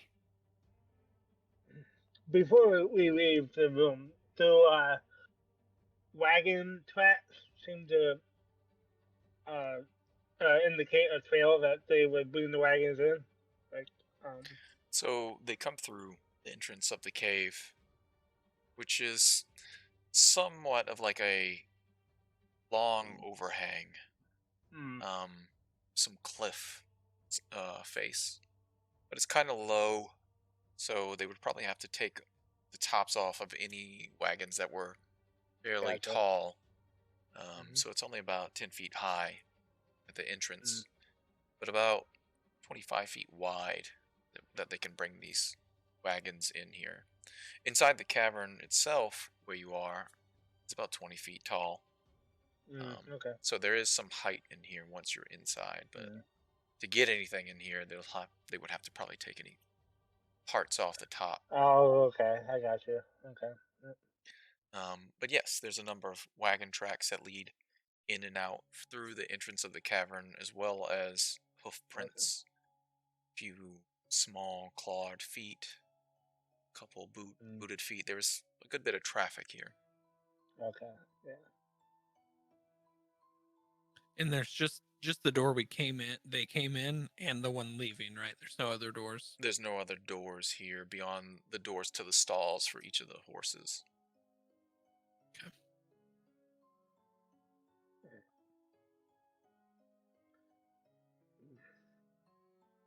Logan, have you done a burial before? Or farewell rites? I have done this many times in my clerical duties. Many people I've known have passed whilst residing in Baldur's Gate. It's a dangerous city after all. I could perform So I these have rites. You okay with doing them for a friend? I'd be honored. Same. Did you all lose someone? Yeah, very recently. Yes. We fought a Unfortunately. battle that not all of us could survive, unfortunately. I'm sorry to hear that. Thank you. So are we.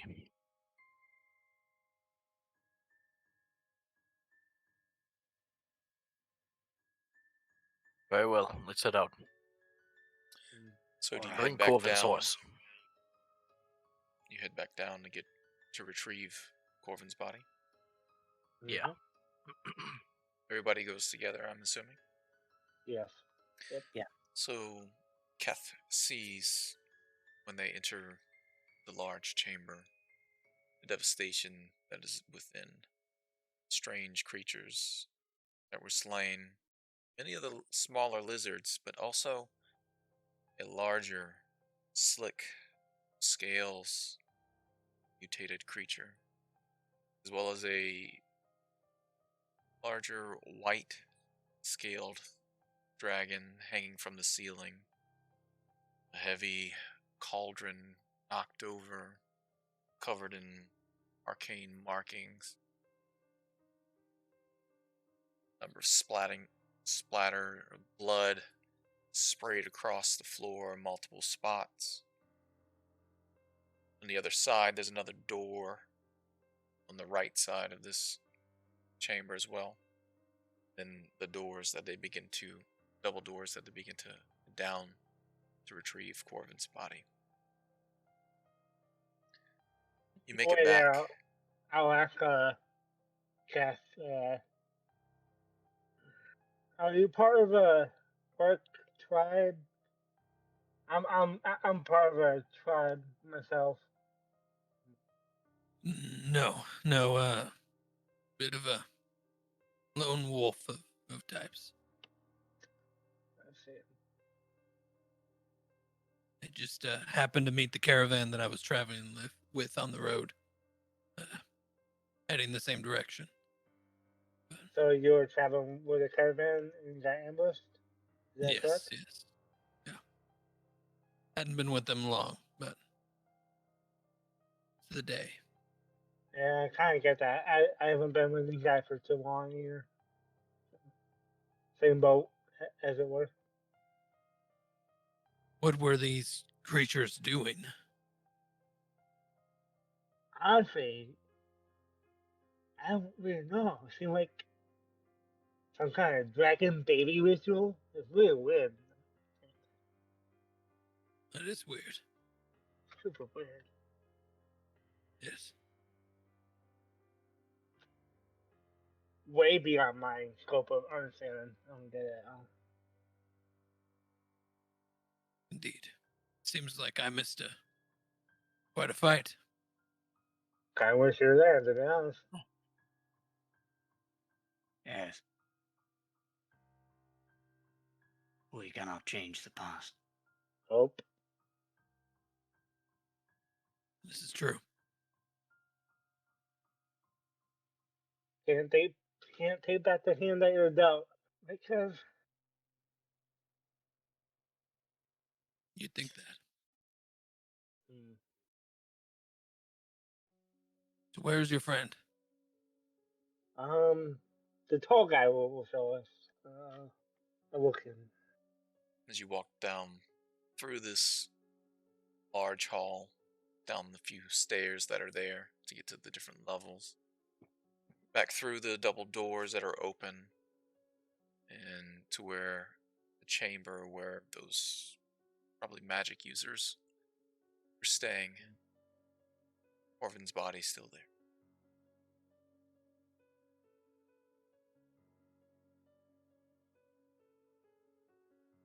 A group of you enter the room. Takes Corvin. He's too big for me. I'll take him. Would you like me to carry him? No. All right. All right. And you go back where the way you came, or there's the other door that's on the right, in that large chamber as well. I'd probably just start heading back towards the cave. Okay. Just focused on getting Corvin back. Okay. What are you thinking of looking? What am I thinking? Where would you like to bury him? Or what would you like to do with Corbin? We'll bury him here. In the cave? No, not in the cave, back where Zan is. Okay. Did he mention anything that he wanted you to do once he had passed? Out of Can't help it. joking, he definitely Yeah. jokes on what he wrote or done. But Cordell, was he ever serious about anything? No, Like what he wanted us to do? No, he said the session that he died. He said you guys can eat him once. Yeah. Obviously, we're not going to do that. He never. He's now meat. if that was his last wish, I have to honor it. It literally was his last wish. No, he never said anything about it. Okay. We will bury him where Zan is currently residing. We will make a memorial for him. He will be remembered as the hero that defeated this area. Absolutely. What lies in these caverns? You know, Logan, my clan likes to be buried on their travel route. Well, this is the route that we traveled. Sure. All of our mistakes, well wishes, all of the good times and the bad. Liv Shana, teleporting demons, Zan dying and coming back. All of this led us to where we are right now. To where Corvin ultimately will lie forever. I could think of no better place. he died in battle. I'm pretty sure that's how he wanted to go. For sure. He was a bloodthirsty son of a bitch. Sounds like I would have liked him. Biologian language. But I mean, not long though. yes.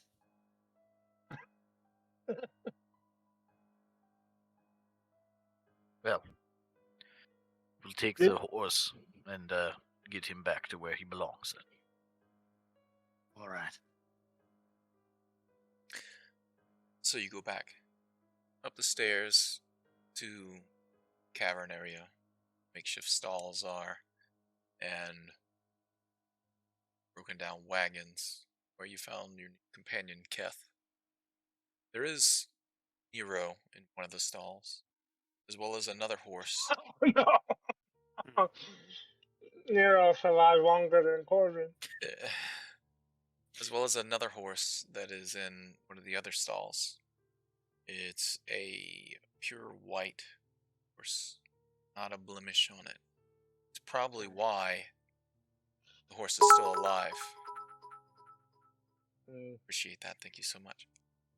Probably why the horse is still alive. As it's a beautiful riding horse that's within one of these dirty, disgusting stalls. It's probably been here, if you had to guess. Well, roll an animal handling check as you're looking at the creature in the stall. 8. Keth rolled a 21. Keth, you don't remember this horse, but it looks like it's probably been here for, if you had to guess, in this stall, a couple weeks. It's full of mud and grime from the hooves up to the knees and its belly as it's resting in some of the mud and grass that they've thrown in here. Slightly malnourished, but it's alive and it's like rideable. You do see one set of saddles that's here, but it looks like it's built for the larger warhorse, not for the riding horse. But nonetheless, those two creatures are in this area. And Keth, as you are examining the horse, it seems well trained as it takes any orders that you give it.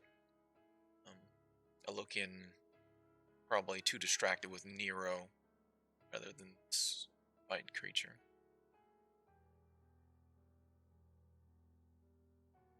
Yeah, I will be fiddling with getting Corvin's, like talking to the horse. Be like, Okay. This was your master, if you remember. I'll use my verbal beast speech. That definitely helps as you're putting the saddle on him. Are you putting Corvin's body on the horse as well? Yes. Okay. That was what I was getting at. As you bring the body over, just does kneel down. Oh, that's sad. Allowing you to put corpse of Corvin back of it. Then it stands up, head proud, prepared to move on. The other horse you can find some reins for, but other than that, there's no saddle or anything if you wish to take it. Keth will open up the door and kind of put the reins on it and guide it out. He won't ride it for now, just because it's just looking kind of weak. He definitely does not want to get on it. It definitely it follows your directions easy enough. You seem to be trained in dealing with animals. It seems to take kindly to any orders you give it, as well as Nero does. But the group of you head towards the entrance of this cave and see out to the swamp lands ahead of you. Tall grass, twisted, gnarled trees. It's covered in vines. muddy swamplands, pools of water, a well-worn path that kind of goes around this cliff face. You look up above you. The cliffside here is probably about 30 feet tall. But it looks similar to the hillock that Battle Rise is made out of, as this is a smaller cave that comes out one of the sides. The night sky is fairly clear and full of stars. The moon seeming about half full at this point. Everyone roll perception checks as you leave Cave Sure. Mouth. 18 for both myself and Tomoe. 24. 11. 7. Alright.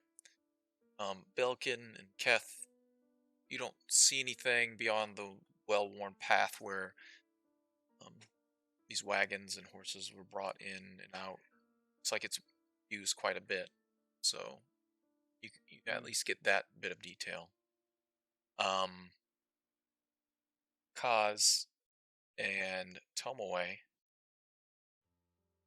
you see the well-worn path, as well as a fresh set of hoof prints that looks like it's going off into the swamplands. It's heading probably in a west-northwest direction. There's 2 sets that look very fresh. Alokian, see that, as well as something strange. To the north, you can see the silhouettes of the mountain range that heads north and south, bordering Cormier and Symbia. To the western side of the high peaks there, you see what looks like a void. What looks like where stars would be is nothing but a blot black, as if the stars plucked from the sky.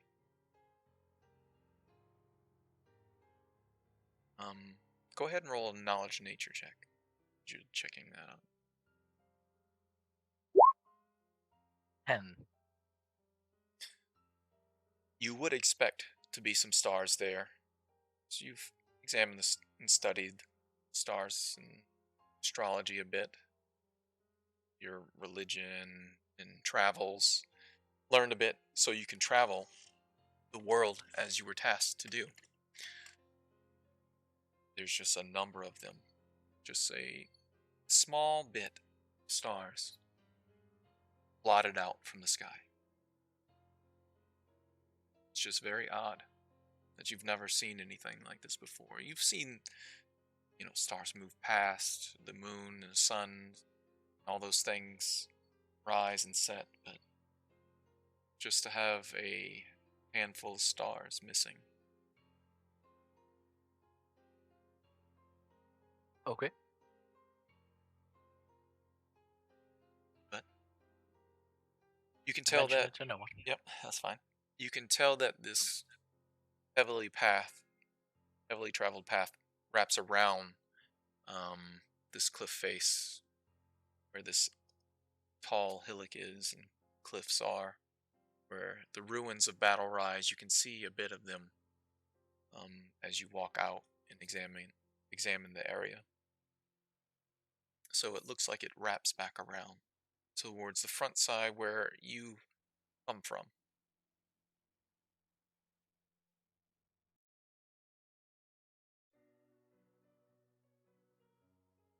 What do you do?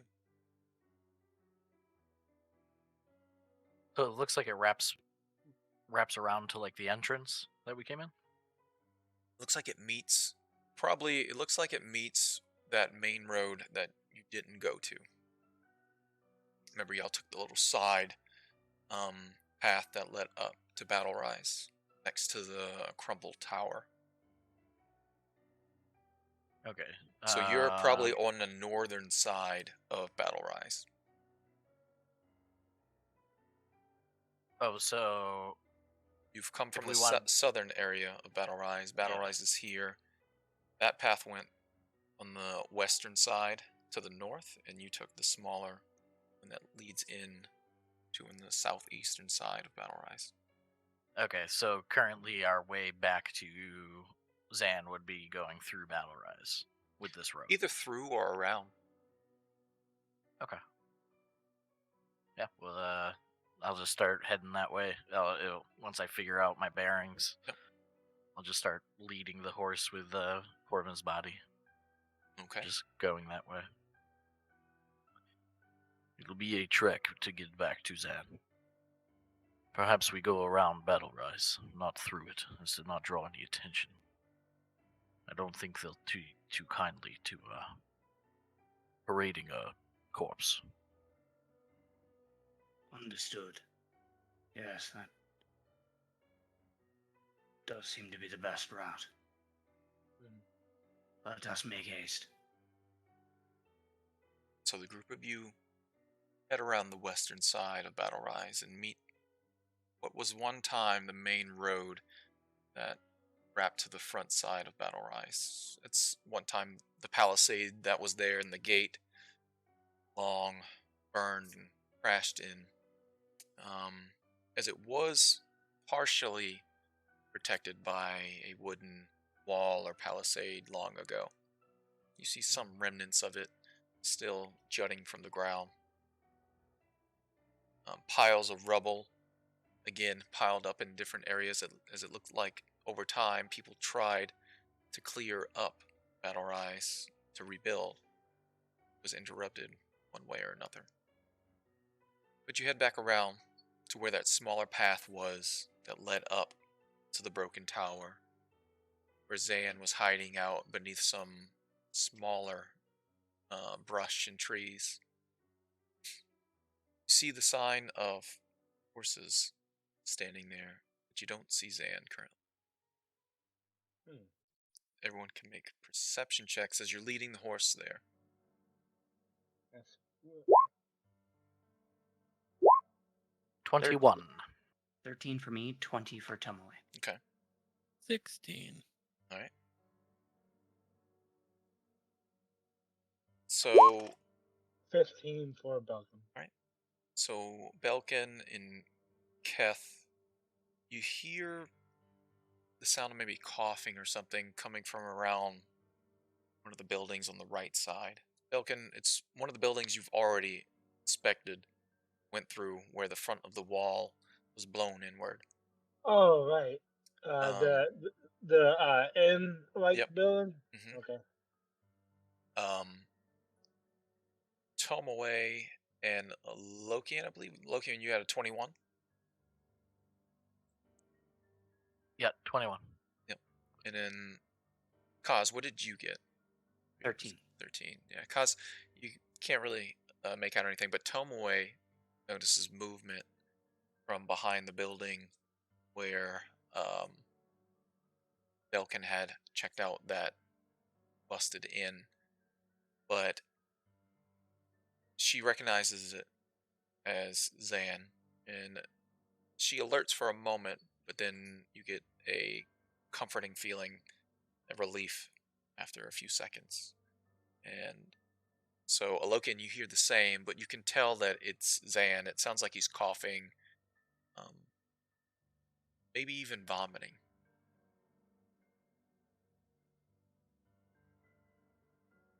Okay. I will try to pick up the pace a little bit to make my way towards that. So you wrap around the building on the back side, and you see Zan, his hand up against the wall as he is coughing up a bit of fluid. You're not quite sure. That's just puddling onto the ground and to the grass. As he hears you, he quickly sits back up.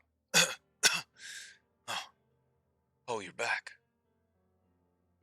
Oh, you must have eaten something not so good. Wow. Okay. Listen. We have some regrettable news. I think you might want to sit down. There's a lot of information for you to process. Okay. With your perception check from earlier, I allow you to utilize that. He looks a little gaunt compared to what he normally would. Probably losing a lot of fluids from vomiting or something. A little paler even through the moonlight here. Might be sick, but he does follow you back to where the horses are and the rest of the group. And when he sees him, his knees buckle, falls to the ground, just stares.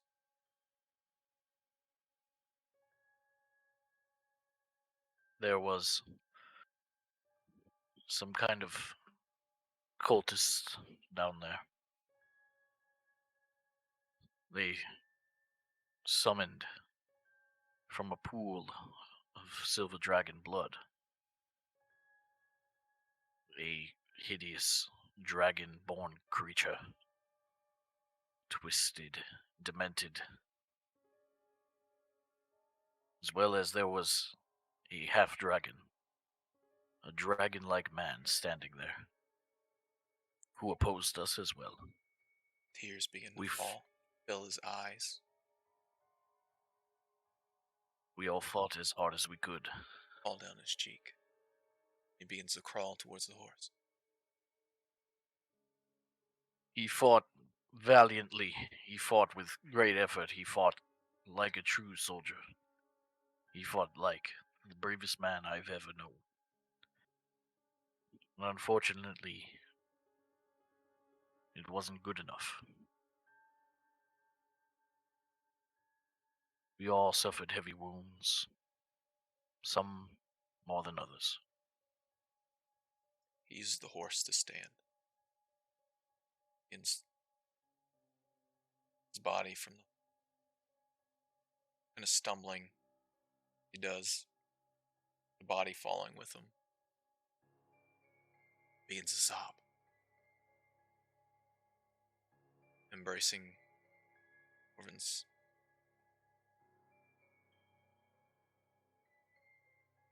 I'm so terribly sorry.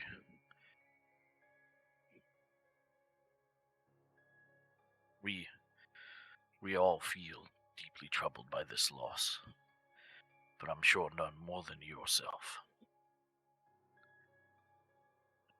It is my wish to give him a proper burial here, once you are done grieving. Ken, it's up to you. Can you not bring him back? I could not. I'm not strong enough. Whether or not it's just me or Ilmater or I don't know. I cannot bring him back as we brought you back once. That was magic beyond my capabilities. It was beyond all of our capabilities. It's just impossible, I'm afraid. I wish there was an alternative. Looks at all of you. What do you do I now? don't make eye contact at all. Okay. What do you do now? Are they all dead? While the major threats are presumably taken care of, there are some stragglers, and we have decided to hunt them down. They will all get what's coming to them.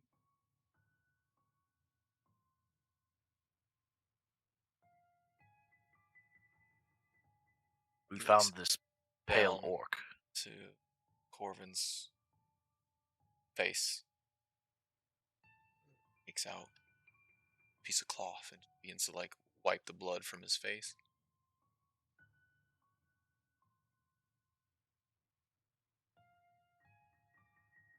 We've enlisted the help of this pale orc that we found in the cave down in the depths there.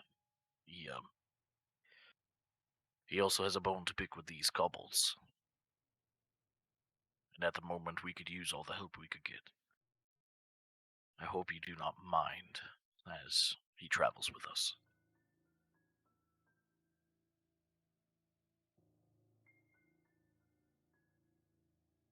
I don't feel as though I'm in shape. Especially just looking at what's happened. To hunt. Understandable. Yes, sir. Perhaps you should rest and recover. It seems that you're not feeling well. You could recover in Battle Rise. You could stay there a while we do the hunting.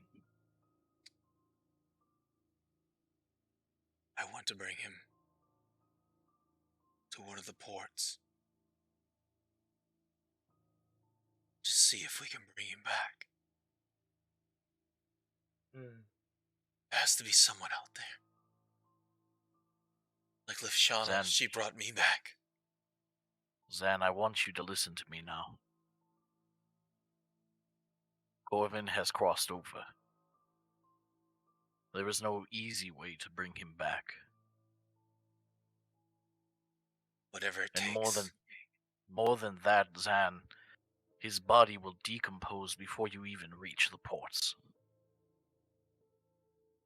I know you are grieving, I know you're upset, you're angry, but you need to use some sense right now. It's better that we give him a proper burial, and you rest in Battle Rise. Surely you won't even make it in your current state.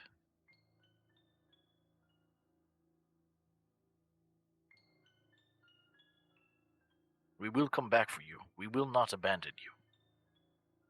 Begins just to cry. Eyes closed.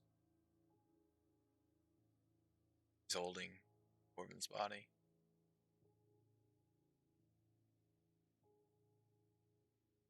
He's like a son to me. So tired. Losing people.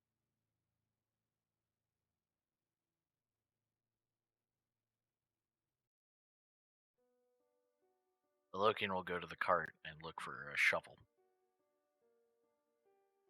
Well, there's no cart. It's just horses. Oh, that's right. That's right. I forgot we lost our cart.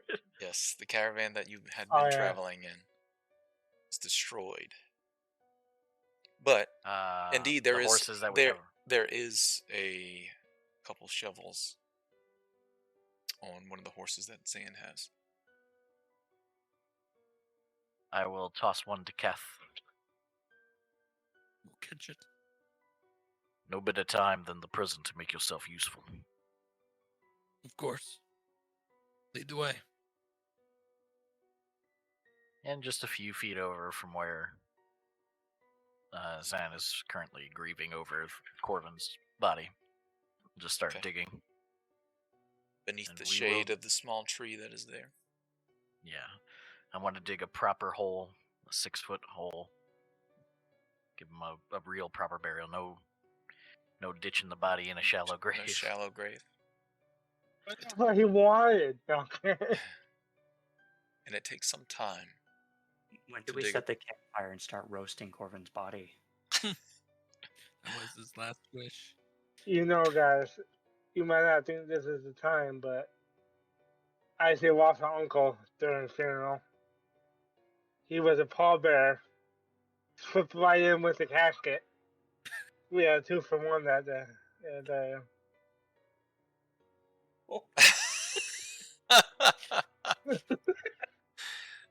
Falcon coming in with the comedy and the serious time.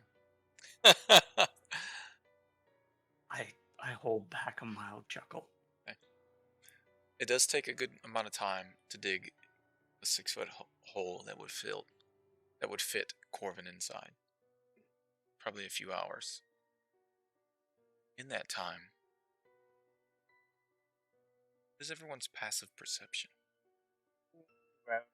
I want to say 11. But I'm not sure. 15. Okay. 14. Okay. 14. Lokian. You're 11. Yep. You're sitting there, shoveling, taking your time, contemplating what's going on. Zan begins to clean Orvin's armor in his body and burying him to be buried.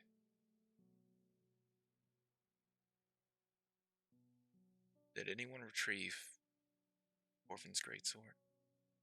Mm.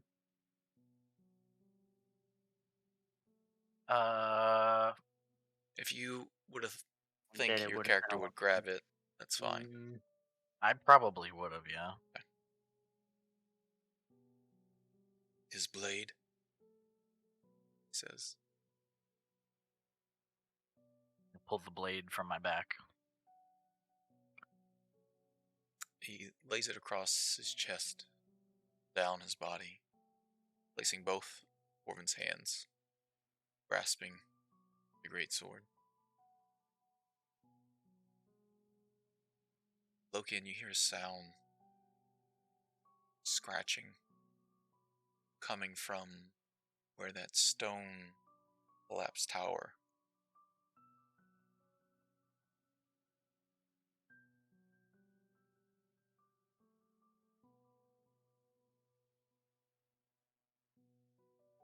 Or can I identify the sound?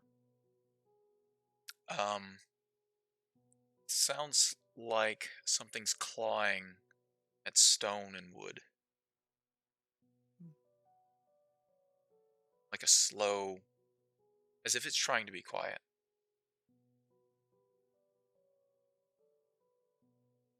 And we're still currently digging the hole, yeah? Yes. Which the stone tower is, 30, 40 feet away. So I'll kind of, shh. Do you hear that? And those of you with everyone else can roll perception checks as he says that. Okay. 12 for me, 23 for Tomoe. 5 for Bucket.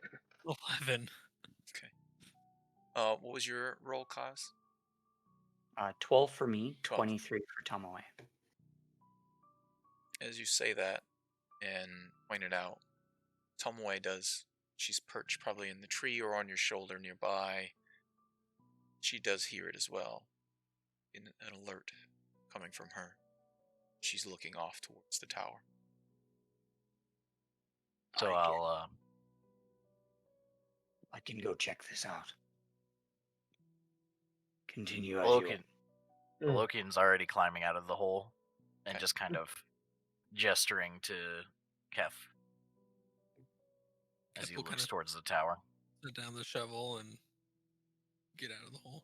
Right. Pulling out his glaive. Okay. Someone's going to investigate. Approach quietly. As I guess I'm gonna start heading Okay. towards that. everyone roll investigation. stealth checks if you're trying to be quiet. As you Oh. approach the tower. Always trying to be quiet. 11. 8. 18. 18. 11. Damn, you're a sneaky half-heart, aren't you? You I'm are sneaky. quieter than I am, and you're wearing heavy armor right now. Kaz is just weeping. Yeah. He's in mourning. Leave him alone. We're going over here. I'm just constantly weeping. The group of you, quietly enough, approach the tower. Get close enough to where you can meet the side of the wall. There's a small open window that's a few feet up, but you all crouch there. And then around the side, the walls hadn't collapsed in, but all the rubble was removed. but you get to that point. And I'm assuming you're going to look to see what sound coming from within. You see the head of a scaly, green, and gray-skinned humanoid trying to get its way out of the hole that is in the corner of the ruins that is there. It's hissing and cursing in a strange tongue that none of you understand. Well, I don't know. What languages does Keth speak?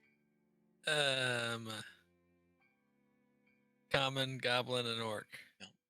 None of the languages that you understand, as this scaly humanoid form is trying to get out of the hole, and as it does notice Kaz peeking through probably the window.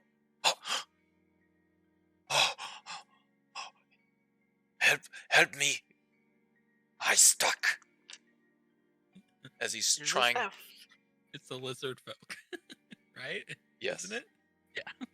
It is one of the lizard folk that you had saved earlier on. You do see a few stab wounds across his face.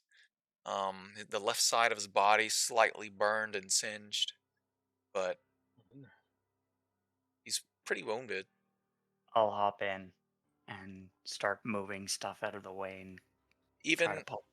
he's a little bit wider, especially with his tail trying to come out of the hole. He's halfway through to his waist, trying to claw his way out, but with your help, he's able to finally get out.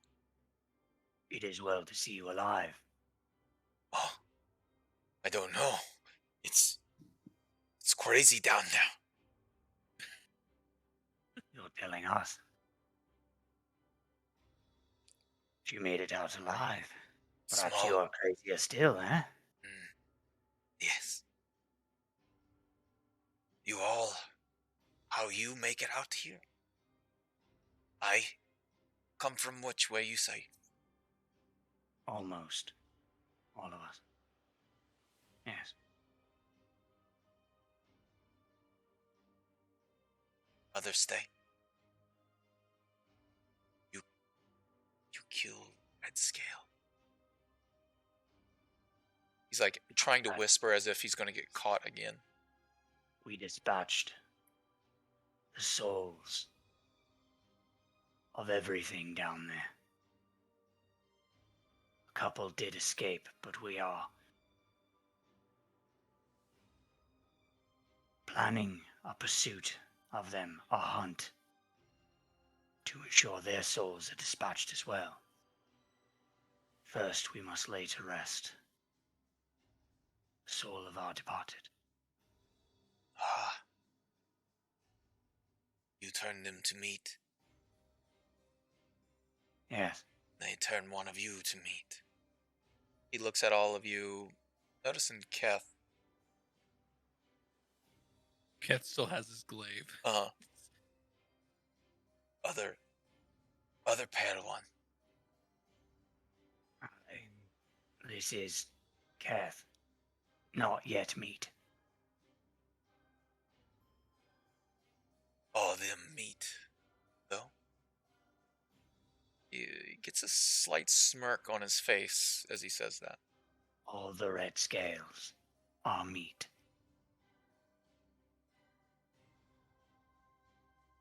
Then I go back and get meat. You are more than welcome to, though do be careful. There are traps everywhere. Wall spikes.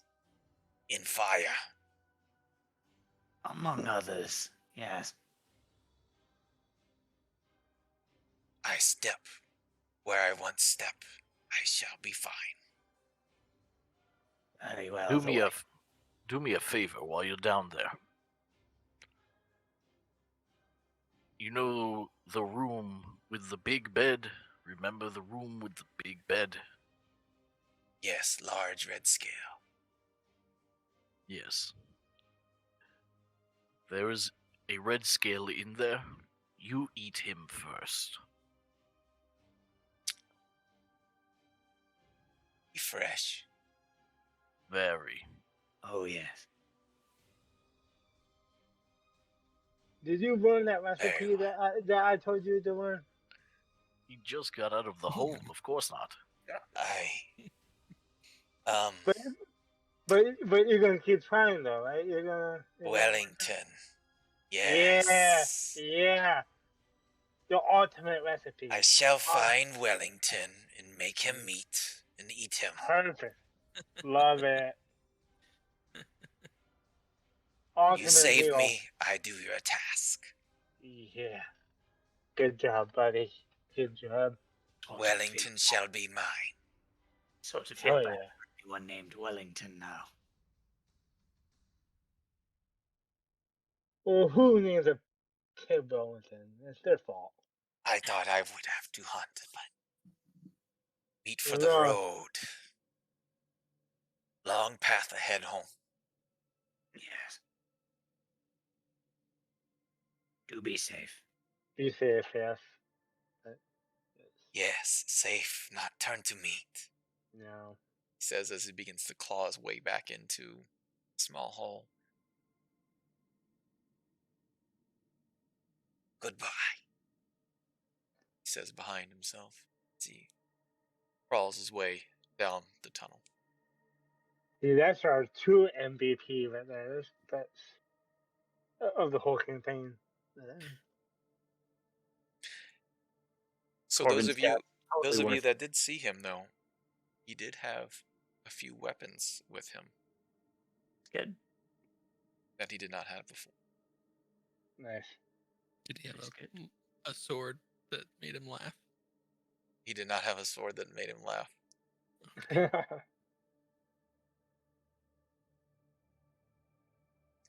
But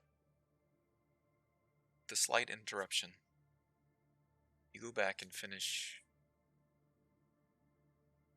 digging your hole to put Corbin into. And by this time, Zan has wrapped him inside of whatever cloth he had in the back. Small bit of blue-colored silk wraps around his head. Appears to be a wool blanket. After cleaning him as best as he can. Takes you about another hour to finish digging. Preparing hole for I'll take a moment to gather any of Corvin's belongings, anything that he held on his person, and make my way over to Zan. Okay. Sort of not quite making eye contact, but like as minimal as possible, and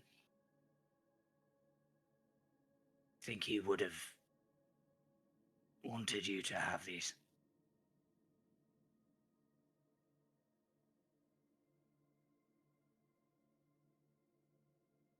He takes what you give them. He wasn't much. He wasn't one, as you know, to carry a lot on him, but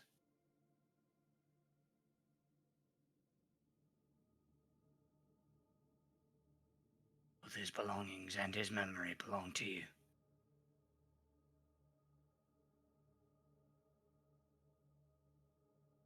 We are truly, truly sorry. I am sorry.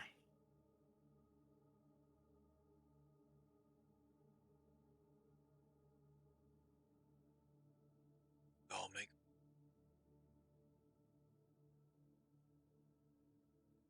Yes. It's faded of our own accord.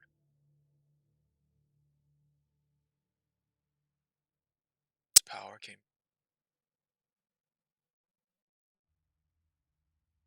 Wherever he. That power continues. strength, the will.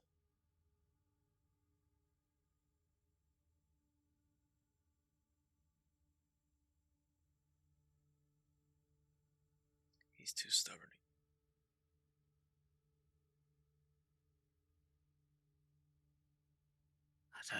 That I think we can all agree on.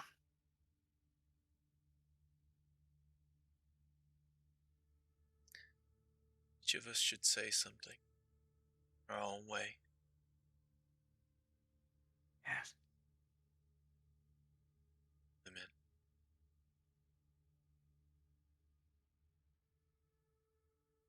Say goodbye.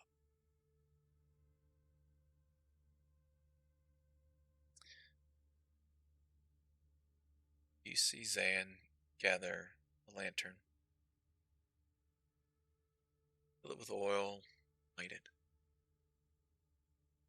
A few candles, lay them around his head. Half circle pattern. It's a speak, foreign tongue, chant, words of emotions. You can feel sadness, his voice, as he does. But he takes about time passes. 30 minutes, hour, not quite sure. Tears continue to flow from Zan as he holds the lantern above Corvin's body. Prays for his spirit.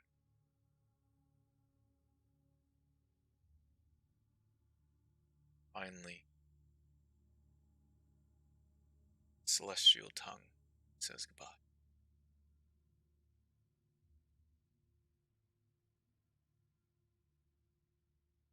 Steps aside for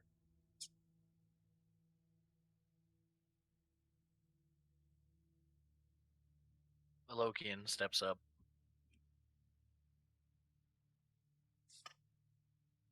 He doesn't say anything out loud, just kind of closes his eyes for a moment. And internally, he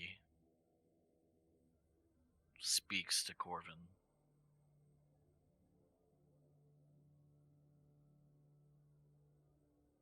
Goodbye, old friend. Though this is the last time I will be with you, it is not the last time that you will be with me. And I promise you this. They will all pay.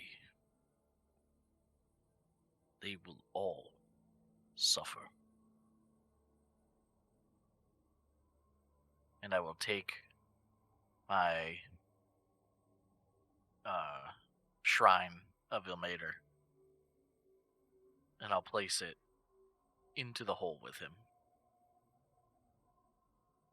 okay. I'll step back.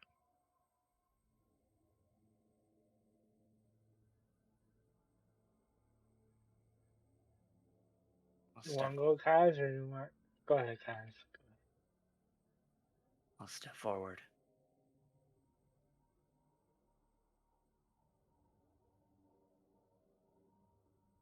You always thought I was trouble.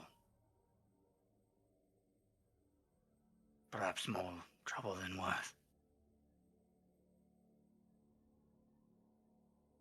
Perhaps you were right.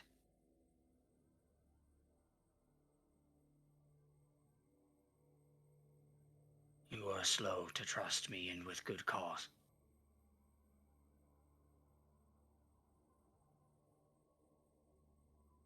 I have made my devil's share of mistakes in this life.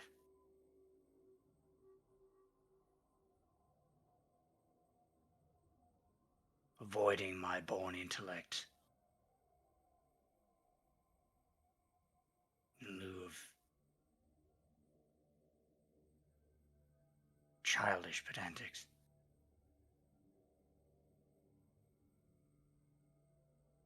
On your soul, you have my word.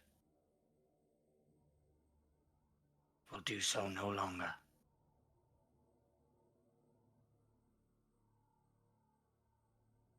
I now fight for your honor.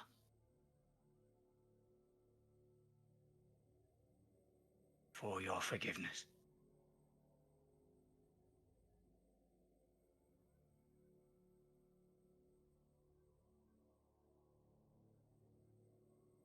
Though they will suffer for taking your life.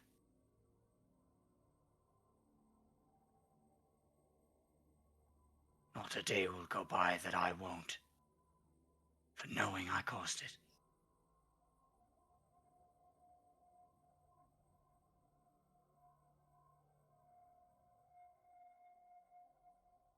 Farewell, my friend.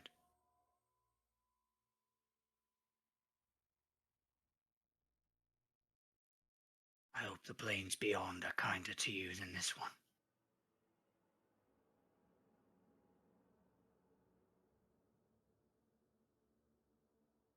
Tears stream down Francine Lyle. Take a step back.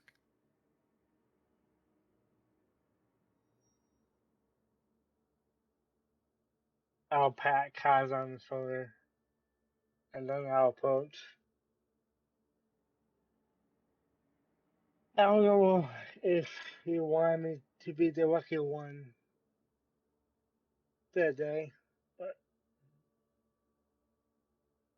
I appreciate it. I just hope you're playing at a better table than we are down here. This one full of cheaters.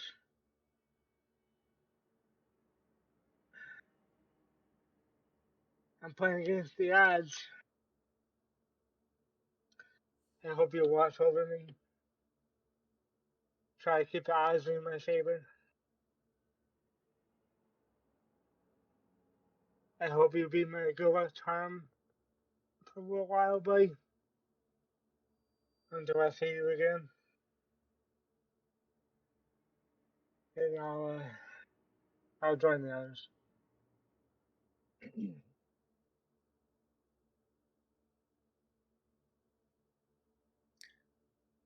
Okay.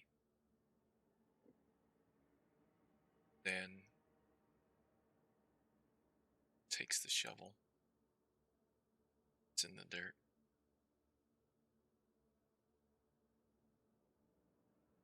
Till we meet again.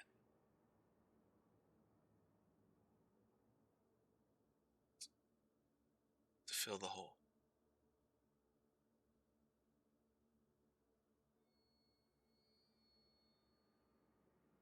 Leaving a grave. Orvan's body inside. Small tree.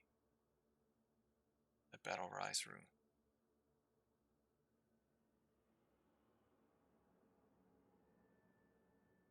He lets lantern burn.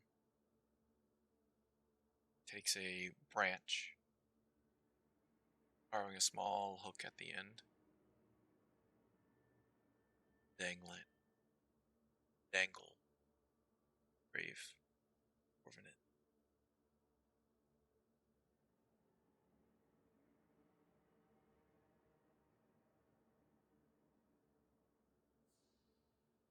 Anyone else wish to do anything?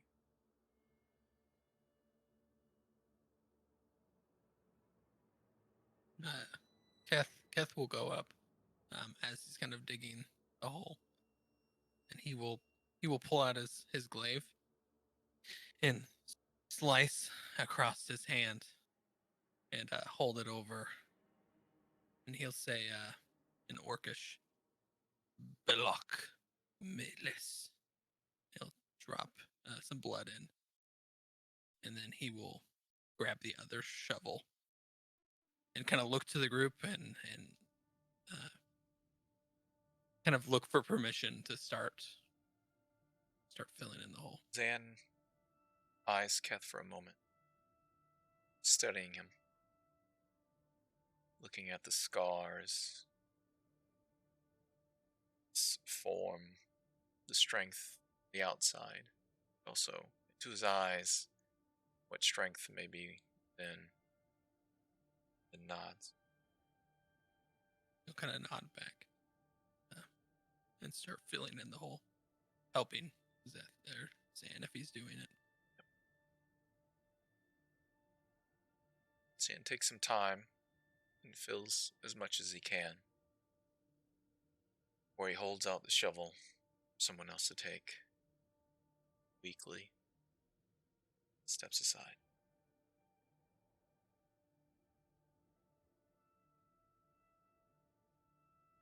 I'll take the shovel. Okay. Corvin's burial finally finishes, and you prepare in whatever way need begin the hunt of the roots of whatever cult of the dragon that was here. But I think for tonight, say goodbye. All Monday. Everyone have a good night. Thank you so much for everything. Thank you for hanging out with us. And see you next week. Good night, everybody. Good night.